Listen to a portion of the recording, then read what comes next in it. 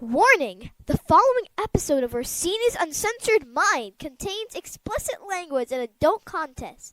The thoughts and opinions stated on this show are reflective of AJ Orsini, the Steve Dave, and their guests exclusively.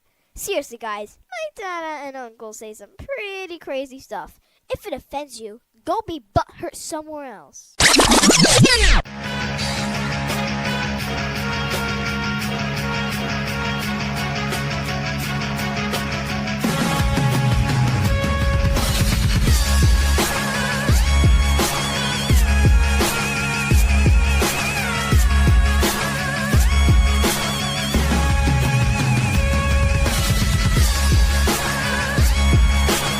Welcome to Orsini's Uncensored Minds, and now your host, AJ Orsini with Dave.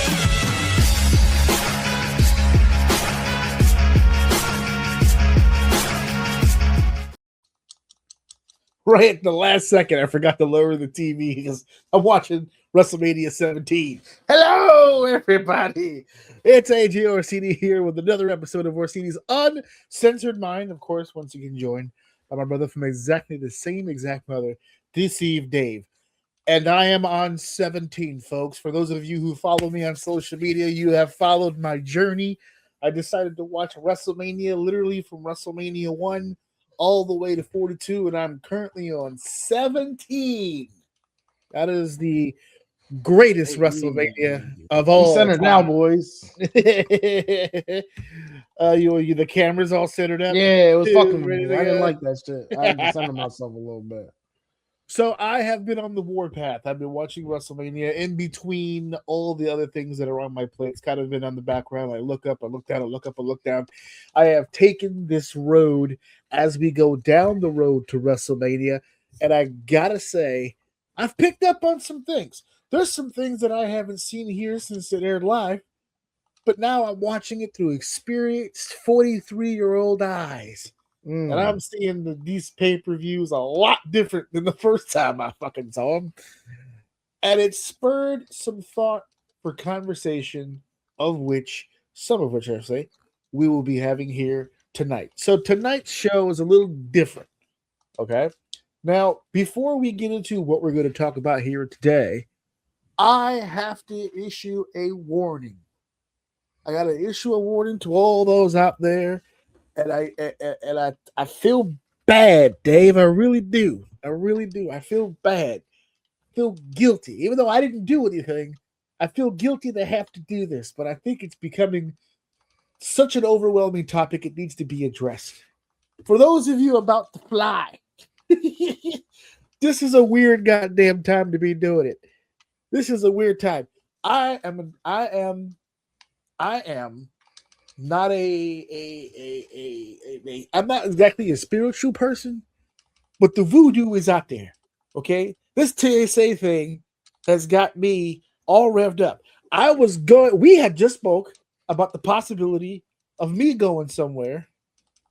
That's why we were talking about the luggage situation, and we said, man, we should really go somewhere for spring. We should really fly somewhere.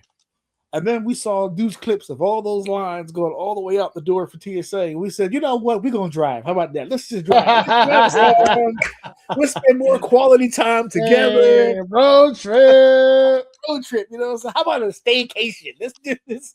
Let's do that until this whole thing blows way the hell over. Yeah, because Jesus Christ. Oh, wish me luck, because I'm out this weekend. That's what I'm saying. Now, I have heard recently that there are people who are saying that the internet is making it seem a lot worse than it actually is. We saw a little bit of that too for the Philadelphia airport. Someone was literally recording like don't get me wrong, get here a little earlier, but it's not as ridiculous as what they were saying. I think people are taking footage. I think people are taking footage possibly of like the peak hours, where it would normally be busy, but now because of we talked about this, man, it's the flavor right now. People are gonna blow everything out of proportion. Is it bad? Yes. I'm not. Please don't think that shit. Oh, it's not that bad. No, it's probably bad, but one lady I think on the news I heard, like, you should get here 7 hours early. I'm like, bro, let me tell you something right the fuck now. If this one plane, I'm missing my flight. I am not gonna fucking be there for 7 hours early. Ain't gonna fucking happen. My wife said the way things are going now, once we book our summer vacation, we should probably head to the airport tomorrow. Yes. Just to make sure. Exactly. No, seriously. So yeah, well, okay, I get it. It's bad. Yeah, it's you're waiting online. Okay, all right, we understand. Yeah, there's a lot of people. I've been waiting for an hour and a half. I saw this. What was that one video I saw on the Daily Show where she was like, my plane's boarding right now, actually," and her kid was like, "Oh no." Absolutely perfect. So for those of you out there who are weathering the storm, who are going, they've got places to be, and they already made the plans, and this goofy ass president is continuing to fuck with shit, then it is what it is. Wish everybody safe travels. Let's get through this. Hey, as shitty as you're gonna feel standing on that line, imagine being the TSA agent that usually has about 20 motherfuckers around him, and it was just like him and Roy. It's just him and Roy just scanning passports and tickets, and I'm just trying to get to lunch, guys. Come on, give me I do not envy them, that's for sure. Just, hey, look, listen, for today only, everybody keep your fucking shoes on, all right? We'll get into this motherfucker as quickly as we possibly can. The time that I had my my foot injury, where I literally went to the airport in a boot, they made me take my boot off. This was like a year or two ago, but I went to Kelly. And then it was 2 years ago for sure. And then this past summer, well, not this past summer, just now in January, I went to Puerto Rico. I started to take my shoe off, and the guy was looking at me like I was fucking stupid. He didn't even tell me, we don't have to do that, but he was looking at me like, "What are you doing?" What the fuck you mean? What am I doing? I'm taking. Being safe. Yeah. Are you not checking shoes? Am I supposed to be on this? You do know I have a gun in that, don't you? Is there an air marshal nearby that I can speak to, please? Yeah. Yeah. So good luck to everybody out there and what you guys got going on. That it can't possibly be easy to be going through that shit. Ours is business, so we can't get out of it. So yeah, that's the other aspect. I'm assuming most of the people who are traveling right now is traveling for that exact reason. I'm sure there's some people. I hope it gets better because we're at the top of the year, and usually she said we have to be up there 2 to 3 times a year. So, well, we're right here at the beginning. We're at the beginning of the goddamn presidency, so there's no telling what happens.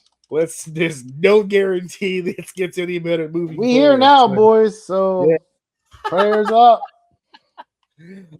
Also, before we get this show underway, a little bit of an update. The last time that we were on here, we had made some news to let everybody know that the YouTube channel had progressed wonderfully, and it had gotten to our short-term goal of 500, and we wanted to thank everybody for that.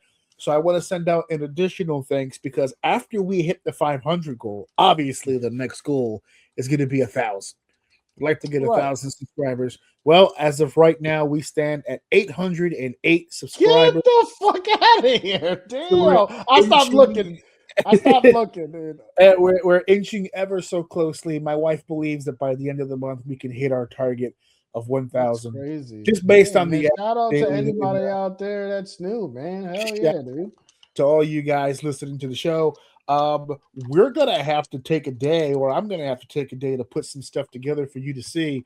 Our TikTok comments right now are dude, that's one thing we can't stop, dude. We gotta start. Those are fun, man. I like doing that. First of all, even if it's at the end of an episode or something like that, dude. You know how they say that not just the more comments you get, the more impressions, obviously, the more traction you get. But I always assumed that the minute I started getting hate comments, that was the true sign of success. They made it. And I think we're starting to make it now because let's go. Because let me tell you something. Currently in our cycle of shorts, we getting hurt. We getting killed. Well, you and me both, brother. But I said we. I said you're taking a lot of the heat here, but you Hey. also have defenders, which is the other part. Hey, no, don't Of the defend me. I die on conversation. my own hill, baby. Back up. I got this shit. I was born for it. I love the aspect of the argument taking place without us, just two factions going off in the comment section. Apparently, there were some people who totally agreed with your opinion about Steam's overall push in the industry. There were some people that were just like, yeah, man, Steam's it. This is it. He nailed it, blah, blah, blah. And then there was some who kind of disagreed with your ideology about all three merging together at some point, where it would be like, Microsoft is more of this, and then, Steam's going to be more of this, and then PlayStation's going to be more of this. So that people were kind of on the fence about that one.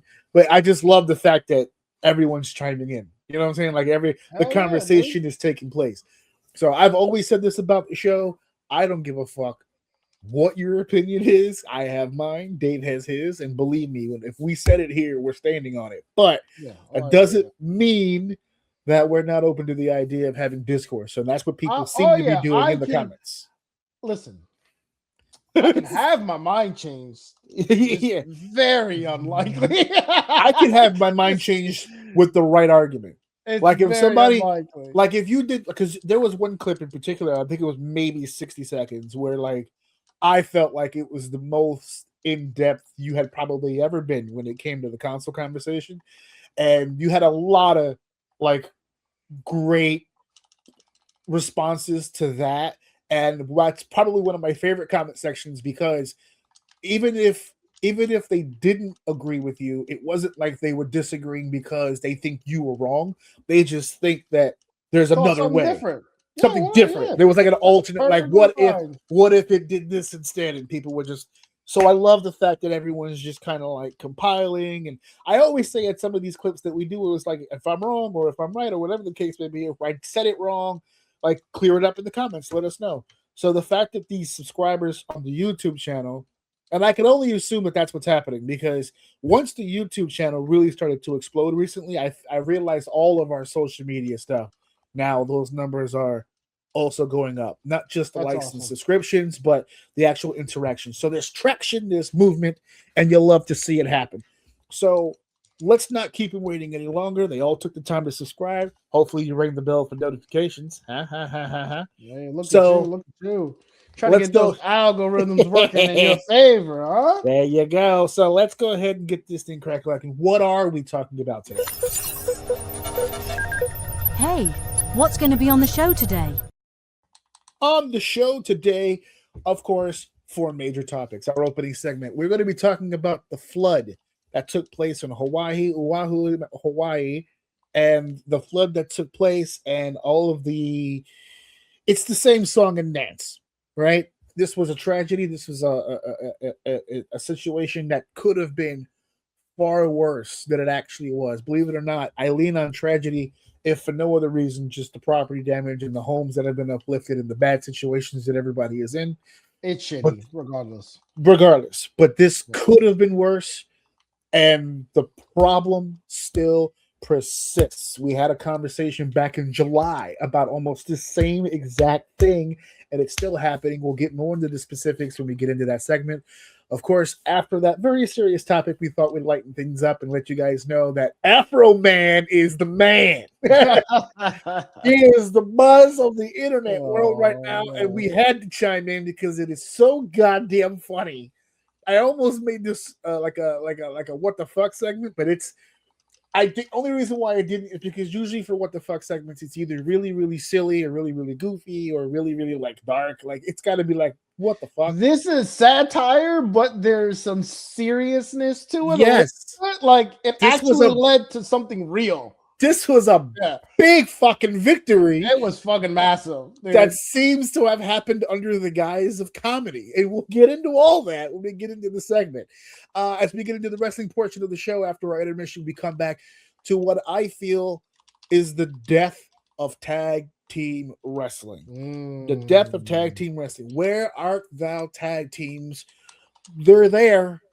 But are they really there? It's the old adage: if a tree falls down in the woods and nobody's around to hear it, does it actually make a sound? Some of them are screaming, guys, and we need to pay more attention. We'll get to that in just a second. Of course, in our main event, we're talking about the main event. We're talking about women in the main event of WrestleMania. It has happened on 2 occasions, and there is a genuine conversation taking place right now on the internet as to why it hasn't happened since, or why it hasn't happened again. Why isn't it happening at this WrestleMania? And is there a possibility that it could happen again in the future? We're going to touch all those topics here today. We're going to get balls deep into this shit, and let's start off with Seg 1. If it's time to start the show, let's begin with segment 1. So unfortunately, as we said here at the start of the goddamn show, there is a flood. About 2 days ago on March 12th, to set the stage here, we're recording this obviously Tuesday, March 24th. About 2 days ago, there was this enormous flood that took place on the island of, I keep saying this wrong. I'm saying Hawaii. Oahu. There you go. Sounds good. And I'm buying it. 3 days ago, there was a weather report that there was going to be massive rains, massive storms, and for whatever reason, foreshadowing, there was legitimate doubt that the dam that is in that region of the island there, somewhere toward the middle, that the dam was weakened and that it wasn't going to hold through this rain. So they were actually making suggestions that people either evacuate their homes or, travel to a different side. There was just take precautions was the basic vibe. And then everyone went to sleep that night. And when they woke up in the middle of the night for zero reason, they realized they were damn near waist deep in water trying to figure out what the fuck happened. A lot of people obviously wading through. This is Hawaii, so all the videos had people on surfboards and flotation. Everybody, for that part of it, everybody seemed to be prepared. They all had their flotation devices ready to go. These are people that aren't really afraid of water. You know what I mean? Yeah, like, they're adapted. They've been around water a little bit. Yeah, just never surfed in their living room before. This was the first. True. The location is a little different. And so we are happy to report, and we don't do much reporting. Reporting's a bad word because that's not what we do here. We're not journalists. We're a podcast for entertainment purposes. But what has been reported by the local news affiliates is that as of right now, thankfully, there have been 0 deaths and a few minor injuries.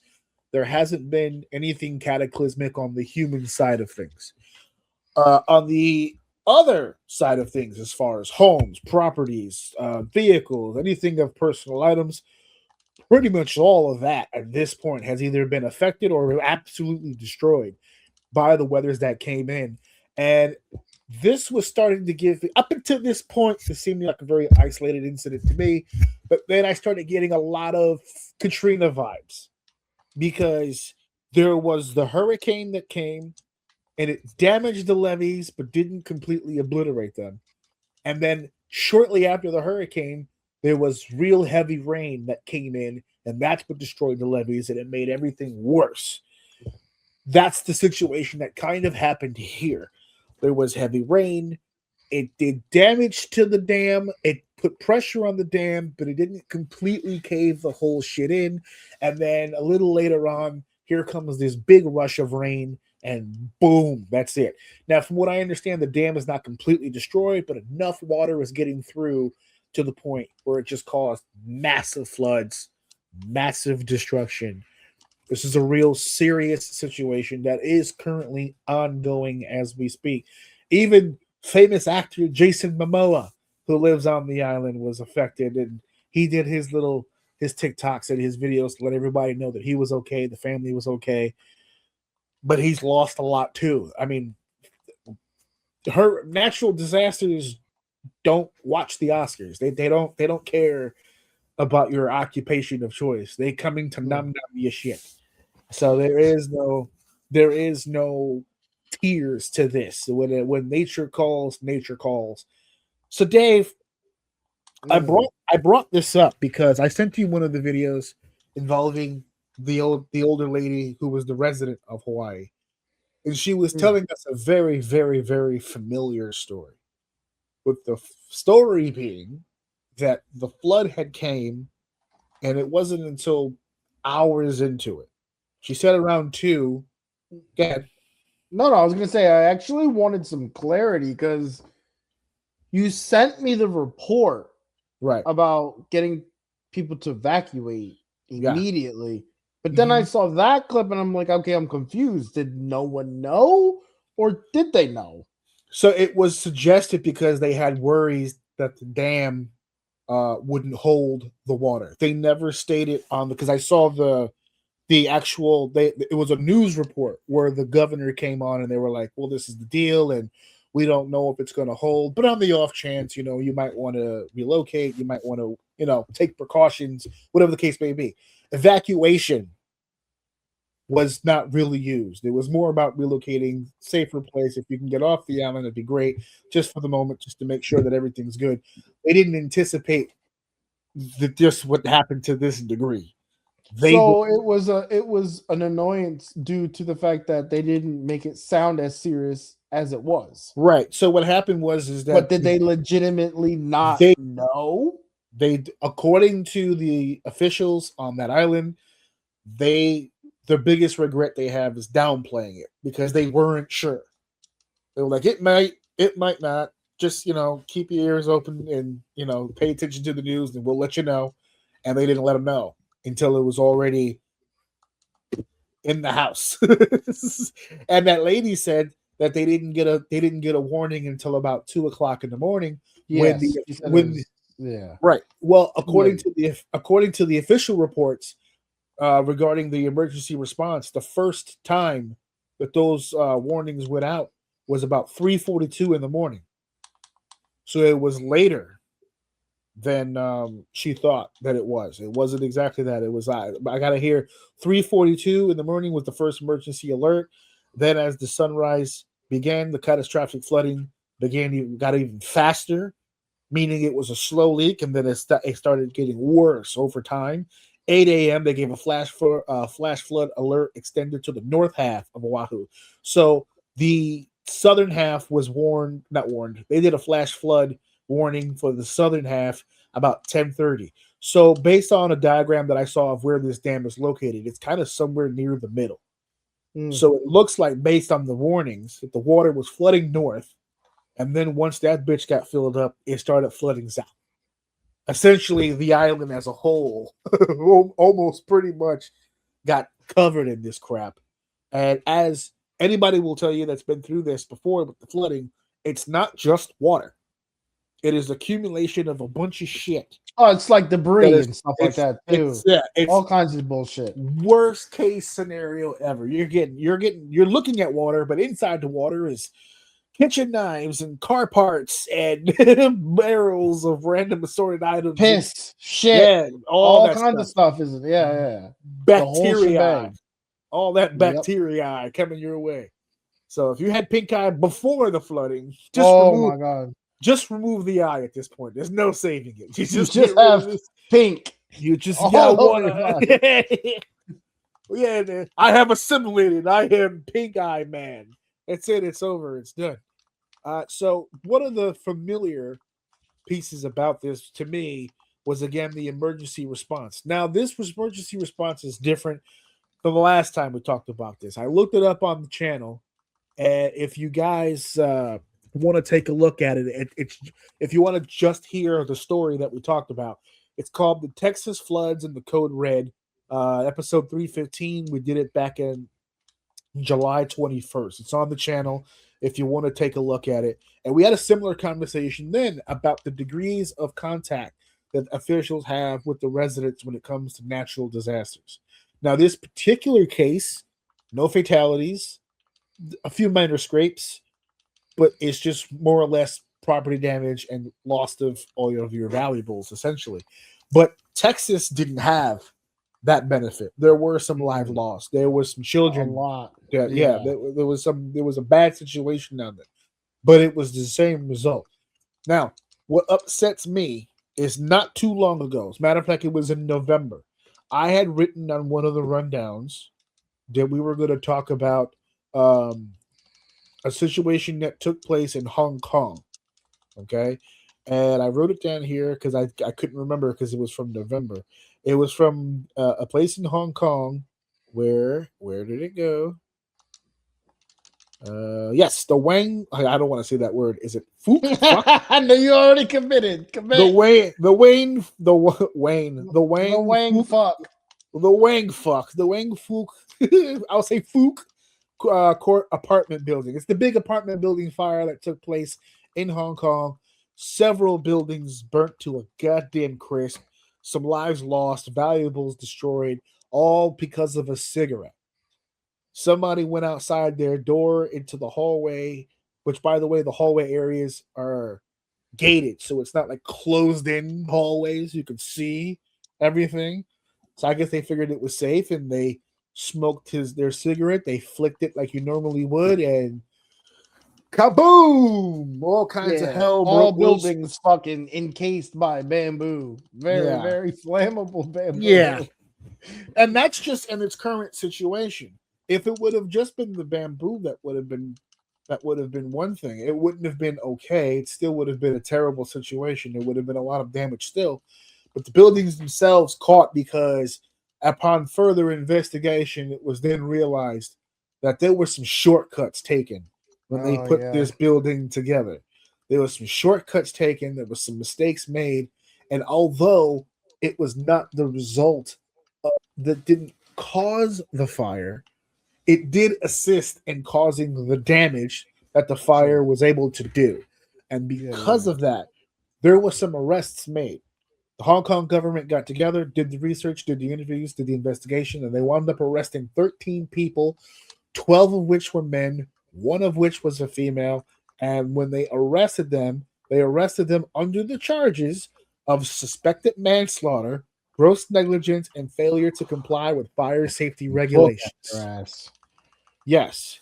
So I am not suggesting that any of the officials involved with the Hawaii situation needs to be strung and quartered.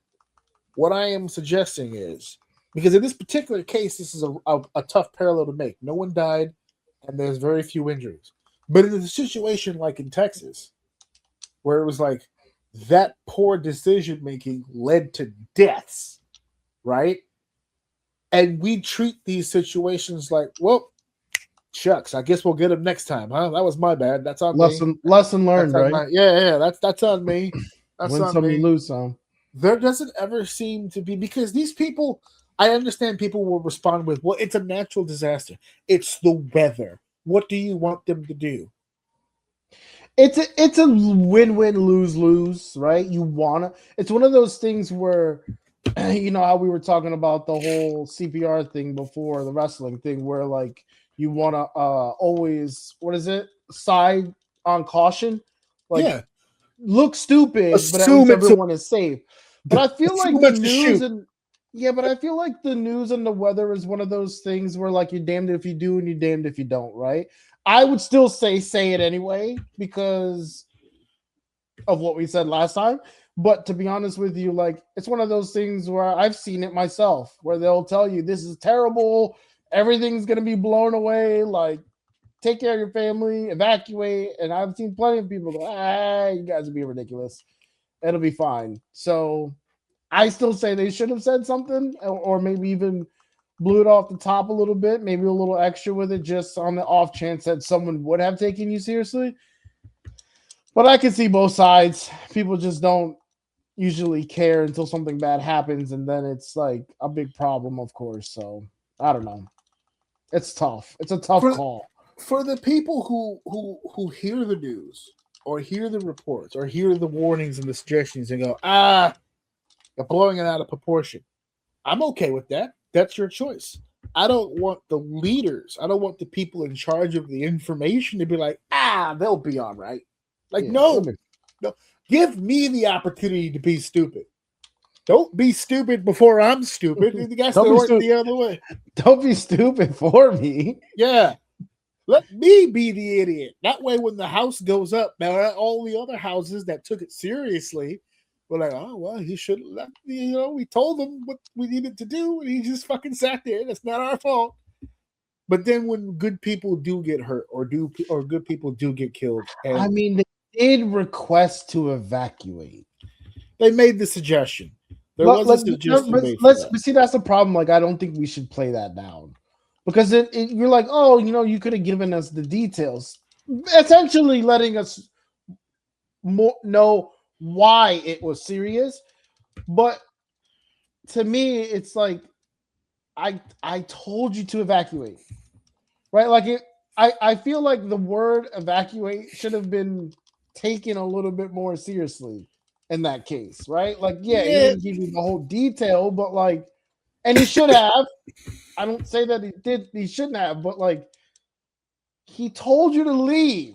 Like, I don't think they're going on the news every day saying right, leave. but there's a difference. How do I explain this? If your demeanor and your tone and your certainty in how you carry yourself is more effective to your message than the message. If they go on TV and they go, hey guys, it's gonna rain, and this dam is like 120 years old. It has seen better days. Let me tell you. I don't know if it's gonna hold or not, but you know what? Just be careful. Don't worry about it. We'll let you know something. That doesn't sound very like you could evacuate, like if you want, I guess. If you don't want to be here, it's cool. Better decide on the air of caution, I guess. Bitch. Yeah. I mean, if you pussy, just say that. You know what I'm saying? But if you go the other way, if you get on the air to like 12 hours, 14 hours before everybody run! Is that what you want? Get the fuck out! What was the Will Ferrell said? There's a bear in the gym. Everybody for themselves. If you go on TV and you're just like, look, this is the deal. We had our scientists and everybody, our construction people, look at the dam. Scientists is fucking great. You gotta use all that terminology. Our scientists, our excavators. We brought an archaeologist in. We brought a gynecologist in. We made sure everybody was looking at this dam. They don't know if it's gonna hold. Everybody get the fuck off the island right now, bro. I brought in get the fuck out of here. I brought in a hairstylist, and they said that this is not gonna work itself out. We need to get the hell out of here. You need to carry a more serious tone. What was it the Barney said? The Barney thing where he was just like, I don't want to be with you. Boom. Right now. You gotta give a little bit of hope. That's what he said. You guys can evacuate.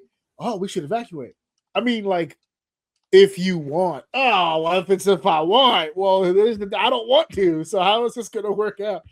So but this particular situation, this one will affect Hawaii for sure because of the damage and everything that's been done.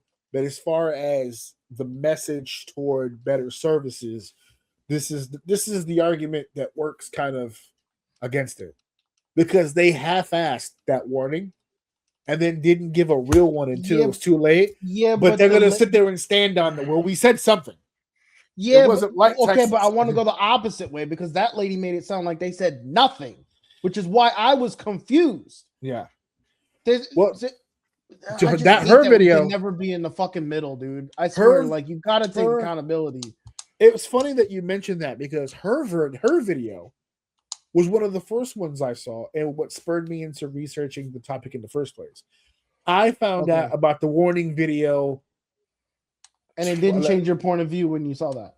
No, because of the tone of the warning. I saw the warning before the storm came. I saw the news report. It was like an 8-minute video of the governor sitting at his desk and he's doing the whole shebang. And this is what's going on. And this is what we're discussing.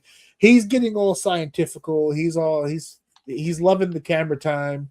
You can see it in his face. He was, I don't know, man. I think he delivered it. I think he delivered it just like any other authority would deliver it. They can't induce panic. There it is. I think that was the problem I had with it because I felt like he was trying to do both. He was trying to give you some sort of a warning, but he didn't want to be the stern dad. He didn't want to be like, They can't be because they can get in trouble for that. Then they'll rebel, right? Everybody get out of here. Oh, I'm not going anywhere. And all of a sudden your house is... You don't want to be the authority that cries wolf. Yeah. Fair. What if he does that 4 times and nothing happens and then he finally says it again and all your shit gets fucked up? Oh, well, he says that all the time. I don't know, man. It's just one of those. Be accountable for yourself, dude. They made an announcement. It's up to you to decide if you want to stay or not. That's my overall take, for my overall big picture take on this, because it just seems like no matter where you are, that whether a warning comes or doesn't come, I just feel like you need to be prepared for fucking anything at this point. Like, you should evacuate. You look at your family. Should we evacuate? May not be too bad. Okay, but on the off chance it is bad, are we okay with what could fucking happen to us if we don't leave? It'll be fine. Okay, so now if shit happens, it's like, well, we didn't fucking leave. Well, you didn't say it was going to be this bad. He doesn't know it's going to be this bad. He doesn't know, yeah. He doesn't know. He doesn't know Mother Nature. He doesn't know what the hell. He's only going by what he has on the paper. That's why I was so confused. Because he doesn't know. That lady made it sound like, oh, they didn't say anything until 2 a.m. That's not what I saw. You know what that means? You know what that means? That he did the news report on the news and she didn't see it, and she didn't know anything about it. That could have happened. She was like, no sirens, no nothing. I'm like, do you guys have those systems? But see, that's the thing. I think what she was looking for, because the official report that I found says the first official warning went out at 3:42. The flash flood warning is the warning that goes on your phone. So even though he went on the news, if you didn't see the news, you didn't get the warning. Everyone got the warning when the flash flood warning hit the cell phone. And I think that's what she was looking for. It's like, I don't have regular TV. I stream all of my viewing stuff, and unless I find it in my recommended, I didn't fucking see it. Who the fuck goes to YouTube and goes, will my island flood tonight? No one does that. It has to hit me. I don't live in Hawaii, and it was suggested to me, and that's how I found out about it. Otherwise, I wouldn't have known about it either. For the people on the island, if you didn't watch the fucking news, you don't know. The emergency service, the code red part of that code red conversation that we did for the Texas floods, they didn't send any information, no warning on all whatsoever, and didn't send that text message until after the fact. On this situation, he at least went on TV and said something, but apparently not everyone got the fucking memo. Everyone got the flash flood warning after the fact. Their cell phones were already underneath the water when it started flashing for the flash flood. Okay, see, well, you make a good point there, so I'll back off on that. If I'm working under the assumption that there was like the phone warning, beep, beep type shit. If that didn't happen, that's a problem. Yeah, I just assumed that was like some standard shit happening. I think that's what she was getting at by saying that she didn't get a warning, because when she finally did, it was already all over the place. My son brought up now we're talking about something completely fucking different, because if that is indeed the case. Yes, they fucked up big time. Big time. Because not everyone is home watching TV at the same time. So my son brought up a very good point. I have never been in a home where it caught fire. Neither has he. And we were talking about this in the bedroom before I jumped on with you. He goes, well, I've never lived in a house with a fire, and yet in my room we have this. In my room right now. So my son goes, hey, as far as I'm concerned, you need to be ready for everything. He's like, we've never had a fire in our house, but we're ready for that son of a bitch. And for the record, we keep it in my room so that on the off chance I don't want to have to run to a different room to go get it, I will use that shit to get out of the room like a video game. I also have, on the off chance that the fire extinguisher is not all that effective, we have a window here that doesn't have a gate on it because we're a first floor apartment. We don't have a gate on this one because my air conditioner is hanging out of it. So we have a setup here. I have a charged drill and screwdrivers and stuff. On the off chance that we have to get out of the apartment and we can't get to the door, I could unscrew the air conditioner, push that fucker out, and we easy peasy. We all fit through that window, no problem. And the sidewalks right there. In their defense to what your son said, though, I mean, they had like surfboards and all kinds, so they were kind of prepared. Some of these people were fucking ready. Some of these people were. The story in the video with the older lady about the son, who him and his dad packed up a bunch of shit and just started grabbing people out of the goddamn water. Yeah. Call to action, baby. But that's why there was no deaths and injuries, in my opinion. The community saw what was happening. They stepped up. They stepped up right the fuck up. Everybody looked out for one another. It was fucking beautiful. So, unfortunate tragedy. Wishing you guys the best. Super happy there were no deaths.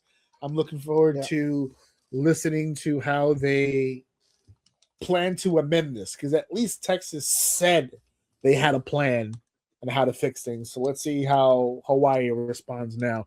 And in the comments, oh my God, the residents who live in Hawaii are like, oh, typical Hawaii, highest property tax in the country, lowest infrastructure, everything breaks, everything's old, nothing ever gets fixed, nothing's. I'm like, God damn, I thought this was paradise. What happened? Y'all miserable down there? I didn't see that one coming. All right. Fair enough. I don't know, man. That's just people bitching. I'm sure that's not the. I think every state in America, everyone has that.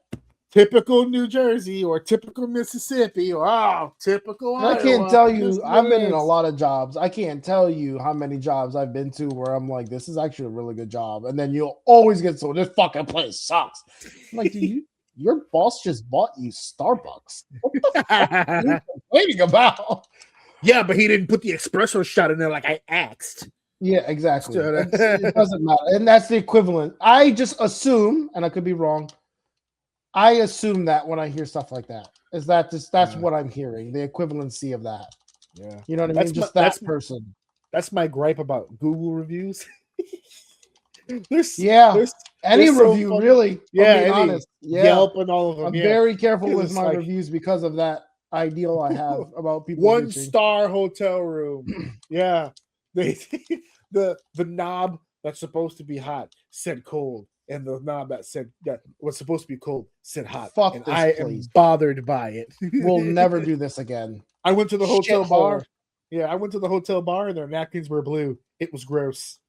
1 star. Yep. So it goes the other way too. 5 stars. This is the greatest hotel room I've ever seen in my entire life, bar none. I want to move here and pay rent. It's such a great fucking place. I want to have my firstborn here. Yeah. In the hotel. All right. So this was a little bit more of a serious topic. We did chuckle a few times. A little bit more of a serious topic, but now let's have some internet fun. Let's keep this show going. It's time for segment 2. Oh, I don't know. Oh, because I get high. Because I get high. Because I get high. I didn't know it was him. I did not know that was him. Completely forgot this man existed. Like completely off my radar. Every time they called him a rapper, I would just like, all right, sure. That's what he does. Those are bars. So what he does, he's got the chart. He was on the chart. Hey, he looks like he got more money than me, so I ain't gonna fucking judge him. Listen, that song must have been phenomenal. The royalties on that shit. And he's still doing shows. They had footage. I was about to say they showed him working live. He was working. But his new content too, by the way. Yeah. Listen. And they were singing that shit. They were playing it in court, bro. I was crying. This whole thing. Okay, so really quickly, for those of you who have lives and you haven't been following this shit on the internet, just really quickly, there is a gentleman by the name of Joseph Foreman. He is a rapper, and his stage name is Afroman. And he's famous for the one hit that I just sang earlier, Because I Got High. He forgot a whole bunch of shit because he got high. That shit became such an inside joke in schools and workplaces. How many workplaces, like, I couldn't come to work yesterday because I got high. It's like everybody was using it. It was a meme before it was a meme. It was Vine before it was TikTok. And so this guy, like I said, unless you're in, like, get his newsletter, I don't know if anybody was really paying all that much attention, but apparently he has a nice enough house where he's got the security cameras on at all times. Apparently he's got some enemies. He's got security cameras in his own house. Yeah. and the ops end up being the people with the badges. That's what happened. You hate So to see it. Ohio sheriff deputies on in August of 2022, which is another funny part about this story, that this happened in 2022. He immediately started doing the videos, and they attempted to sue him, and they didn't get to court for the first time until 2026. That is hilarious, because that means not even police officers can get this shit off at a decent amount of time. You've got to wait, just like everybody else. That shit is hilarious. But they apparently had a warrant for search and seizure to go into the home under the guise that they were looking for narcotics. The warrant for search and seizure was under the premise of the charges of trafficking narcotics and kidnapping. Is what they were searching his house for. And this is one of those rare occasions where, I mean, police do this shit all the time, but this is the first time it was caught like in 1080p for the world to fucking see. And the funny thing is it's personal security cam footage. So it's not like it's live streaming somewhere. It's on his own personal server. We know about it because he made fucking sure that we knew about it. He put it out there. And so they raided his home. They destroyed a bunch of shit. They kicked in his door. They fucked up his gate. Typical dickhead shit. Yeah. Yep. So when they didn't find narcotics and they didn't find any kidnap victims, he walked up to the officers and was like, "Hey, man, you didn't find nothing. So at the very least, can you help me with my door? You just kicked in my fucking door, or my gate. You just kicked in, like you drove through my fucking gate." And the officer laughs and goes, "We're not required to do that." And my man said, "Say less, brother." Say less. And what proceeded to happen is a session over and over of the world's greatest police diss tracks in the history of hip hop. This is all going down with such hits as "Will you help me fix my door?" "Lick 'em low, Lisa." And my personal favorite, the banger, "Lemon Pound Cake," my guy, complete with video footage of a grown man holding in the middle of a raid, by the way, holding an AK automatic rifle in the middle of a professional raid.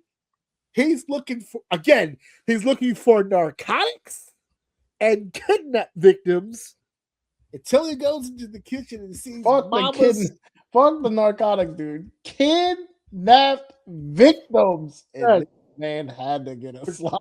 He had to get him some of that lemon pound cake. First of all, I've never actually seen lemon pound cake. That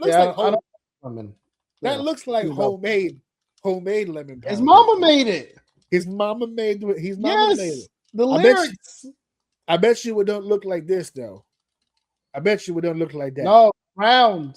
It was on the counter. You didn't see it? I saw it. I saw it. Okay. That's why I said it looked homemade. Yeah, I seen it. And I got you. That one looks store bought. Yeah, that was AI generated. Don't worry about that. I was just trying to be a goofball.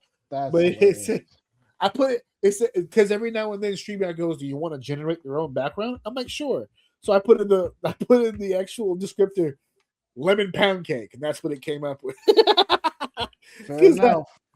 So this is all the work. This is all very hilarious stuff. The fact that he put the diss track out there. The fact, if you haven't had the chance, even if you don't, even if you're not into like court cases or legal mumbo jumbo or whatever the case may be, I don't give a shit what the officer said. I saw all those videos with the crying. They're making me feel bad.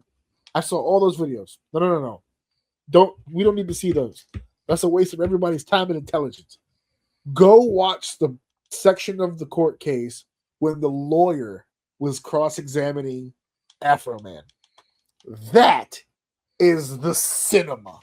That is where the theater is. Because this man, I know I talk shit about him being a rapper. And to be honest with you, I don't think he's stupid. I don't think he's an idiot. But he sounds kind of like slow. Like when he talks.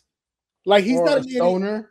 Yeah. Well, Yeah, I guess so. He doesn't. He just when he talks, he doesn't sound like he's getting anywhere anytime soon. It's like talking to. He ain't in a rush. Yeah, he's cool. He's chilling. It's like talking to Flash at the DMV in Zootopia. He's a little on the. He takes his time with life. He's not in a rush to get through this shit. You know what I'm saying? But this lawyer was talking to Afroman and asking him these questions, and the only thing that I can think of in my head was what was the strategy? Was his strategy to look at Afroman in front of the whole courtroom and go, please feel bad. Please feel guilty because I've got nothing. I need you out of the goodness of your heart to come out here and say something that gets me off the hook because this is ridiculous. He didn't have nothing. Afroman cut his ass all the way up. And all of his questions were, did you see this lady's deposition? Yes, I did. You heard all the things that she was feeling and experiencing? Yes, I did. You don't feel guilty for that at all? No, I don't. Well, all right then. We'll just move on, man, because there's nothing. Enough. I thought I had you on that one. Yeah. No, I don't. All right, fair enough. Let's move on to the next thing. And when he couldn't get him to feel guilty, like the counter where he was just like, did you hear her deposition? Did you hear how it made her feel? And he goes, yeah, it hardly made her feel the same way that I did when she had an AK in front of me with her finger on the trigger, like she's getting ready to shoot me in front of my kids. And the lawyer was like, yes, yep, sounds bad. Okay, that does okay. All right. Sounds comparable. Okay. Yeah, you could tell he was completely out of ideas, but at the end of it, he just goes, is there anything that we can do here to get you to change your minds? It's like, and then Afroman is like 10 tones down. And it's just like, is there anything we can do to not have my house raided, to not have my money stuff? Which, by the way, they turned off his cameras during the raid when they found out, when they realized he had cameras, and they stole $5,000 from his house. And then he went. This was my favorite part too. He goes to the police station to recover his money, but when he went to the police station, he was short. Yeah. He was short. He claims that he was short $400, but when he went to the police station, he brought his lawyer and he brought a news crew. And the lawyer was like, well, why did you need the news crew to go to the police station to get money? He said, I didn't want to be Epsteined and I didn't want to be called a liar and all this other stuff. He goes, so you're trying to tell the court that you brought a news outlet to the police station because you were in fear that they would shoot you? He went, yes. and the whole room behind the lawyer went, absolutely, that makes sense to us. Yes, 100%. Did you not see? Did you not see they walked into his house? What are you talking about? They were prepared to shoot him in his home. You don't think in their own building they're gonna have an issue with plugging this motherfucker up with? I think if he didn't have cameras and they found the cameras, that they could have. They would have probably more inclined to do more things. I think if they didn't find the camera, their demeanor 100% changed when they saw those cameras. Because now it was like, oh shit. Because it wasn't, I'm still trying to figure out if it was like one of those situations where they raided the wrong house, but it doesn't seem like it was. It seemed like that was the specific house they were supposed to go to. It just got bad intel. They had bad information. It was no good. There was no reason to be in that house at all whatsoever. And here he is out here just throwing out bangers. That's funny. So they were over there trying to like cry, and I don't know if it was just the editing and the cuts, but they were like, what the one guy said? You know how it feels to be a man and be asked if you have a vagina?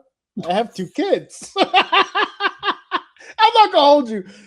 Listen, I thought that was a girl there for a second. Like the way his hair was, I don't know. I could definitely see that poor guy. They were all trying to make it sound like he was what he was doing was like abusing them or exposing them or making them feel bad. But at the end of the day, I'm glad the verdict went the way that it went, because unfortunately I think this happens more often than people think. And what would normally happen is when they do leave, and that interaction where it's like, hey, you found nothing, can you help me with the door? That people have to take that L a lot. So it's really nice in many different forms, but it was really nice to see someone, I don't know, he was just kind of made for it. You know what I mean? Like who thinks of making some of the videos and songs that he did that were absolutely fucking hilarious. He took advantage of a situation as he should have, and it worked out in his favor. So it's cool to see that some justice was served, not for Afroman, as he states it, for America. For America. For all of us. This also has another aspect to it that I want to discuss here on the show, not just because everyone harped on the idea that it was a win for free speech, right? It was a win against the police, which is a whole other bag of shit. It was nice to see it kind of go the other way a little bit. Yeah, but there's one more aspect I think we can add on to the list, and it's the defamation part. Because in all essence, we're celebrating the win. But let's talk about how he won. Because he wasn't just brilliant in the way that he turned this into a situation where he could benefit from it through music and being artistic, but that word, defamation, okay?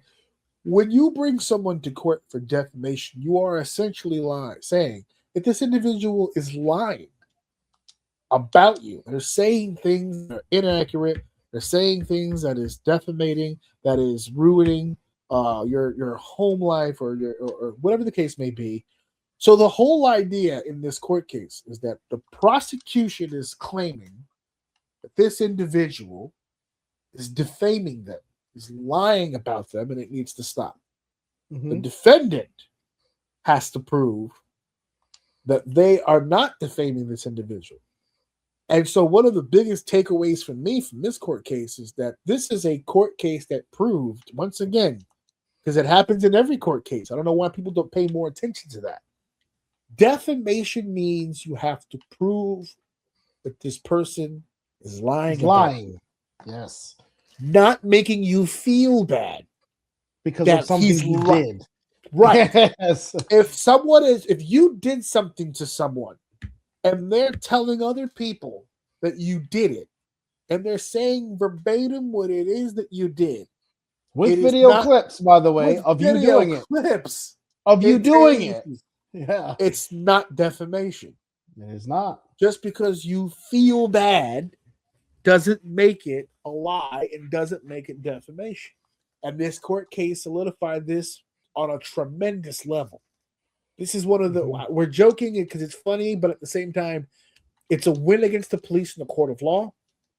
It is a case that ended on the actual support of the First Amendment of free speech. And it was a court case that is high profile at this point because everyone's talking about it. That also solidifies the definition and terminology of defamation in court. This is a humongous case. But my takeaway will always be Mama's lemon pound case. That will always be the takeaway from this. It's a tremendous court. This is going to be precedented. This is going to be one of those situations where the lawyers moving forward for defamation cases will be taking from this case because it's very, very important to understand that freedom of speech does not mean freedom of consequences. They took him to court and they filed because they didn't like what he had to say. But it doesn't make it a lie. They did these things. We all saw them do these things. So I'm sorry. So they took an L on this one. In a big ding-dang way. They took an L. Yeah. So, listen, Afroman is the actual man in this particular situation. By the way, Look 'em Low Lisa. This is how I think we should end this segment. Look 'em Low Lisa is about one of the cops' wives who's fucking one of the other cops. And when the cop and he won, see, now this is the thing though, he won the defamation. So was this true? Well, here's what I think won them the case. Because the husband was on the stand, all pissed, saying, "Well, he's talking about this with my wife and me and our relationship and all that stuff." And the lawyer goes, "Well, does she have an affair with the gentleman in question?" And he waited for a moment. He thought about it. He goes, I don't know. He just said, I don't know. It's like, I think she did, didn't she? She did. Lisa fucked him, didn't she? Oh, Lisa, you hound. You lady of the night. I can't believe you. Oh, man, they got a term for that in the military. Call them Jodies. Your fucking buddy is a Jody over here. Fucking your home girl. Imagine breaking into a man's house. Unlawfully, by the way. I know they had a warrant, but the warrant isn't lawful when it's filled with bullshit charges. And then you get recorded doing it. And in response to that act, it gets outed that your wife's having an affair. And let's just say for explanation's fact that he didn't know. And this is how he found out that his wife was having an affair. And then you're being asked to go to court to testify in this case. And you have to go on the stand and say, I don't like the fact that he said that my wife is fucking another man, but I cannot confirm that she's not. Afroman. Oh, Afroman. You pulled a good one here. You did it again, mastermind. Man. You did it again, bro. I take another banger. I take back the one hit. This was over the course of some time, by the way, right? Oh yeah, we're summarizing. They dragged him through the whole thing, man. They just depositions and meetings. He had to spend money on this for legal defense and the whole shebang.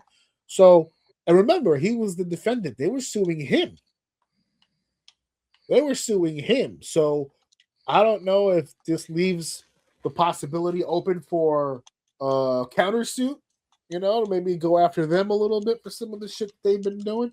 Because if anything, so far, the only one being defamed is him. Yeah. So there's got to be something. There's got to be something to that. There's got to be something. All right, good job, Afro man. You did your goddamn thing. Never thought I'd say that. You're a good man, Afro. You're a good man. All right. You know what? We're gonna go for a pause. I got a copyright strike on my YouTube video advertisement, so I have to change advertisement part. Really? On the advertisement, yeah. So I can't play this one again. So I'm just gonna go ahead and play this one. We'll be back really quickly. We'll take a quick commercial break. We'll be right back. Hey guys, AJ Orsini here, and I am super excited to let all of you know that we have completely rebranded the official OUM YouTube channel. We have changed the handle, we've changed the look, we have changed the feel and the vibe of OUM's exclusive YouTube channel. Now, all you need to do to access this YouTube channel, it's very, very simple. You go into the search bar, you type in OUM Network, or you can type in youtube.com/@OUM Network. It'll take you right there. This is going to be all-encompassing, every aspect of OUM officially on YouTube. It's going to be the episodes, it's going to be the shorts, the reels, the independent spotlight, it's going to be the OUM Minute. It's all of your OUM needs on the official YouTube channel. Segment 3 is here, and I can't wait. No, I can't wait. I love that opening part. And the death of tag team wrestling. I don't think I don't think for 1 second that there can't be a resurrection.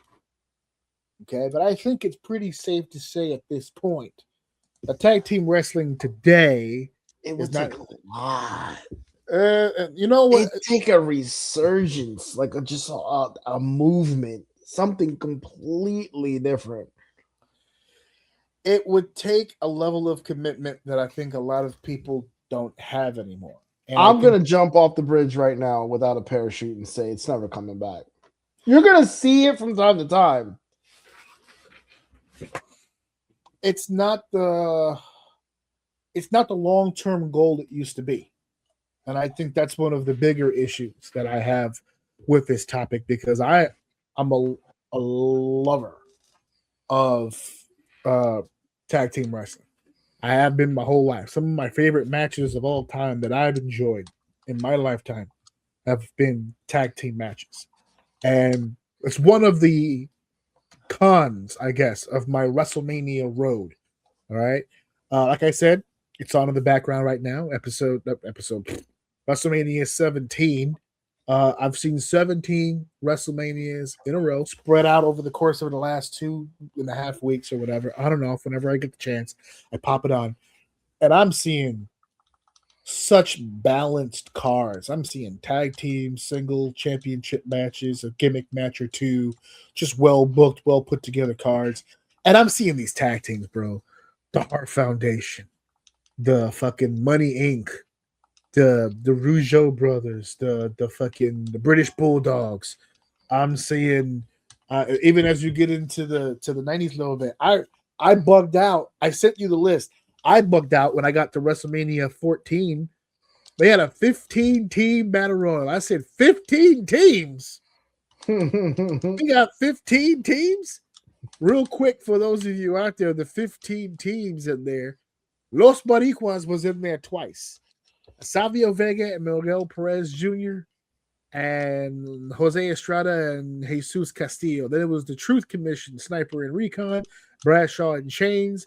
The Nation of Domination had 2 in there. It was Farouk and Kama Mustafa, Mark Henry and D'Lo Brown. The Rock and Roll Express were in there. The Headbangers. Too much, not too cool just yet. The Godwins, the New Midnight Express. LOD 2000 is in there.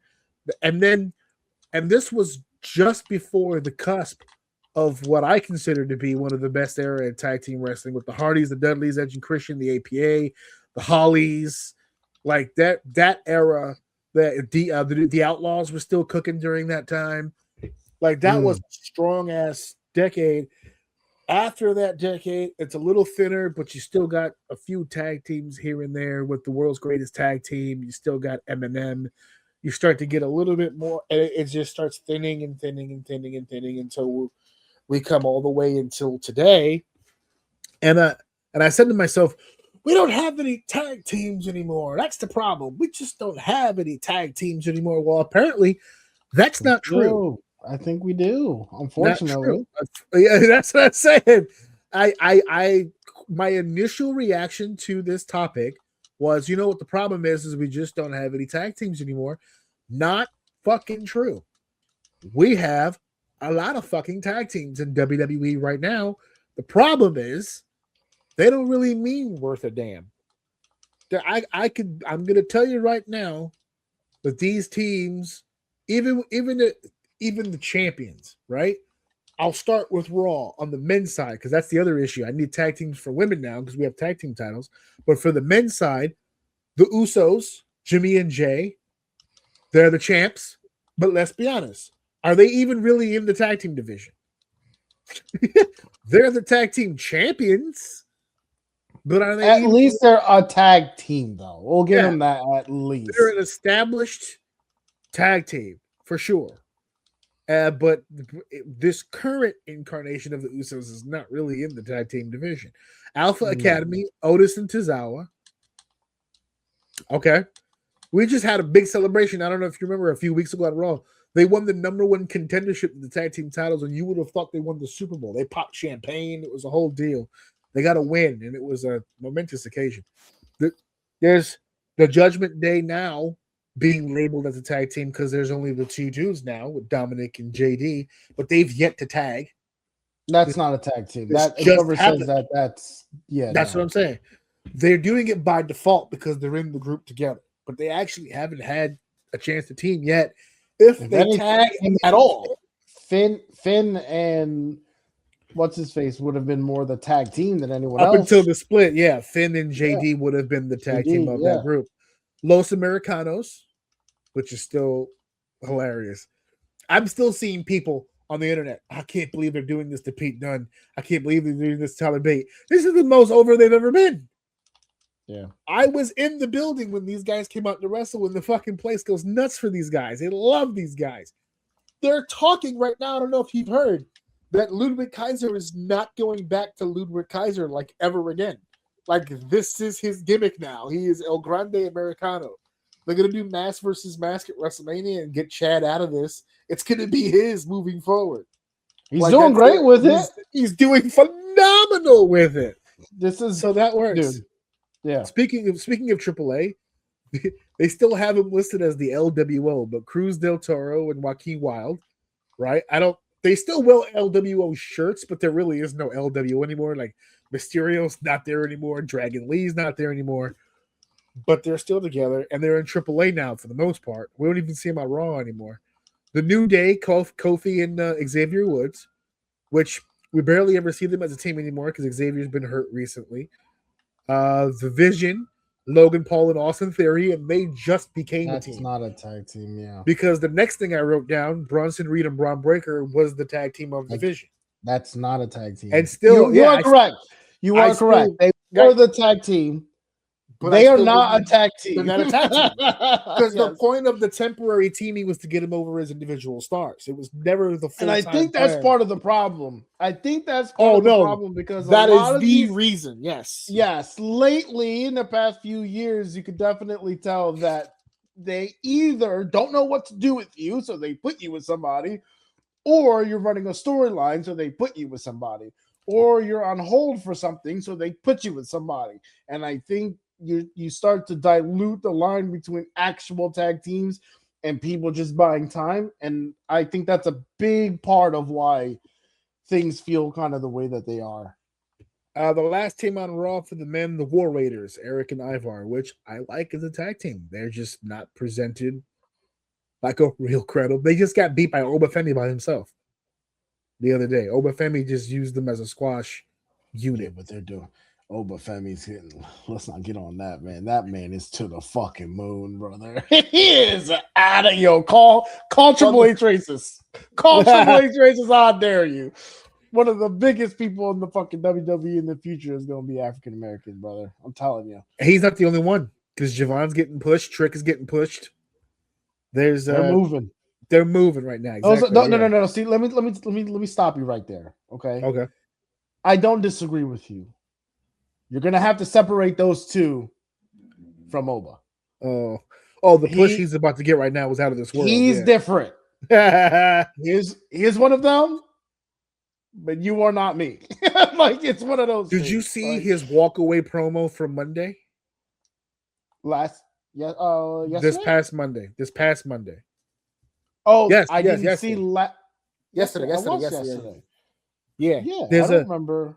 I don't know if it was on camera or not because I missed. It might not have been because I watched on YouTube.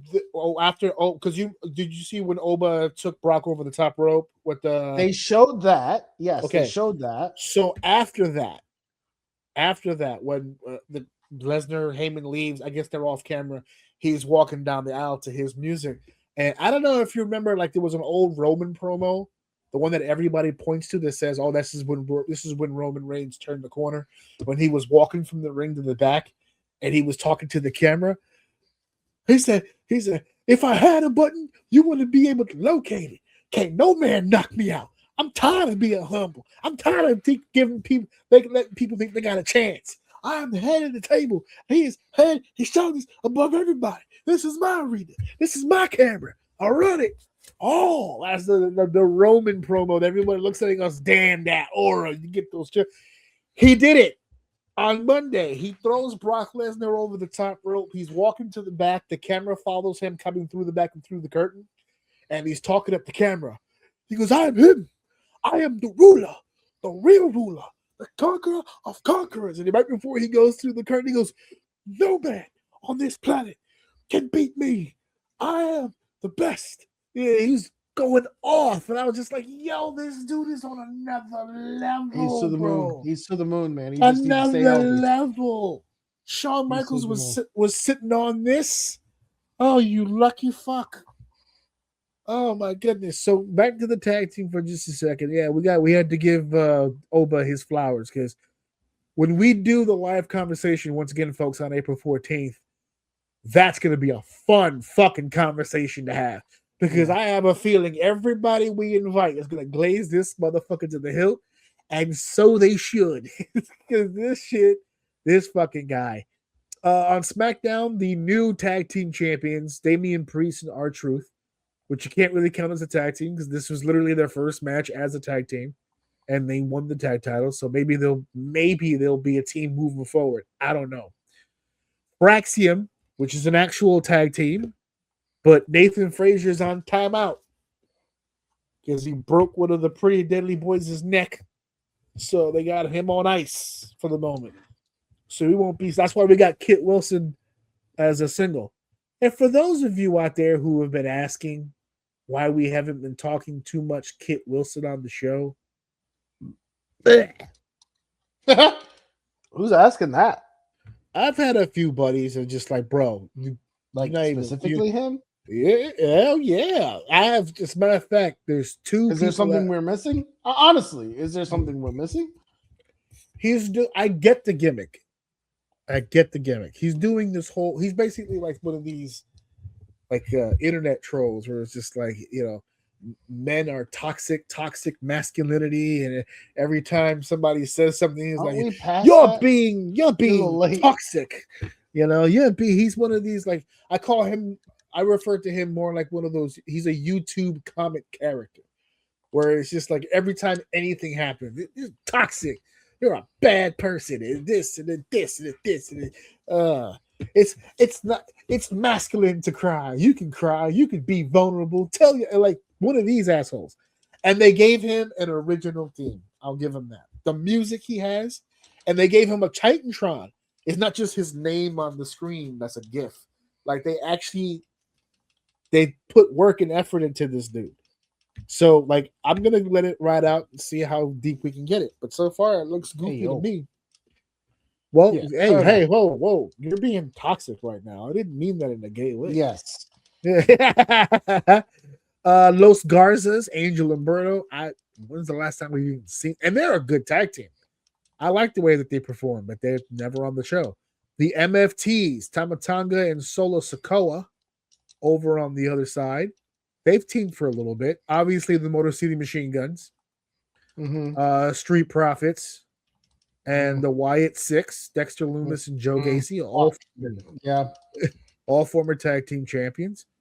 On the NXT side, the tag team champions at the moment, Swipe Right with Brad Baylor and Ricky Smokes.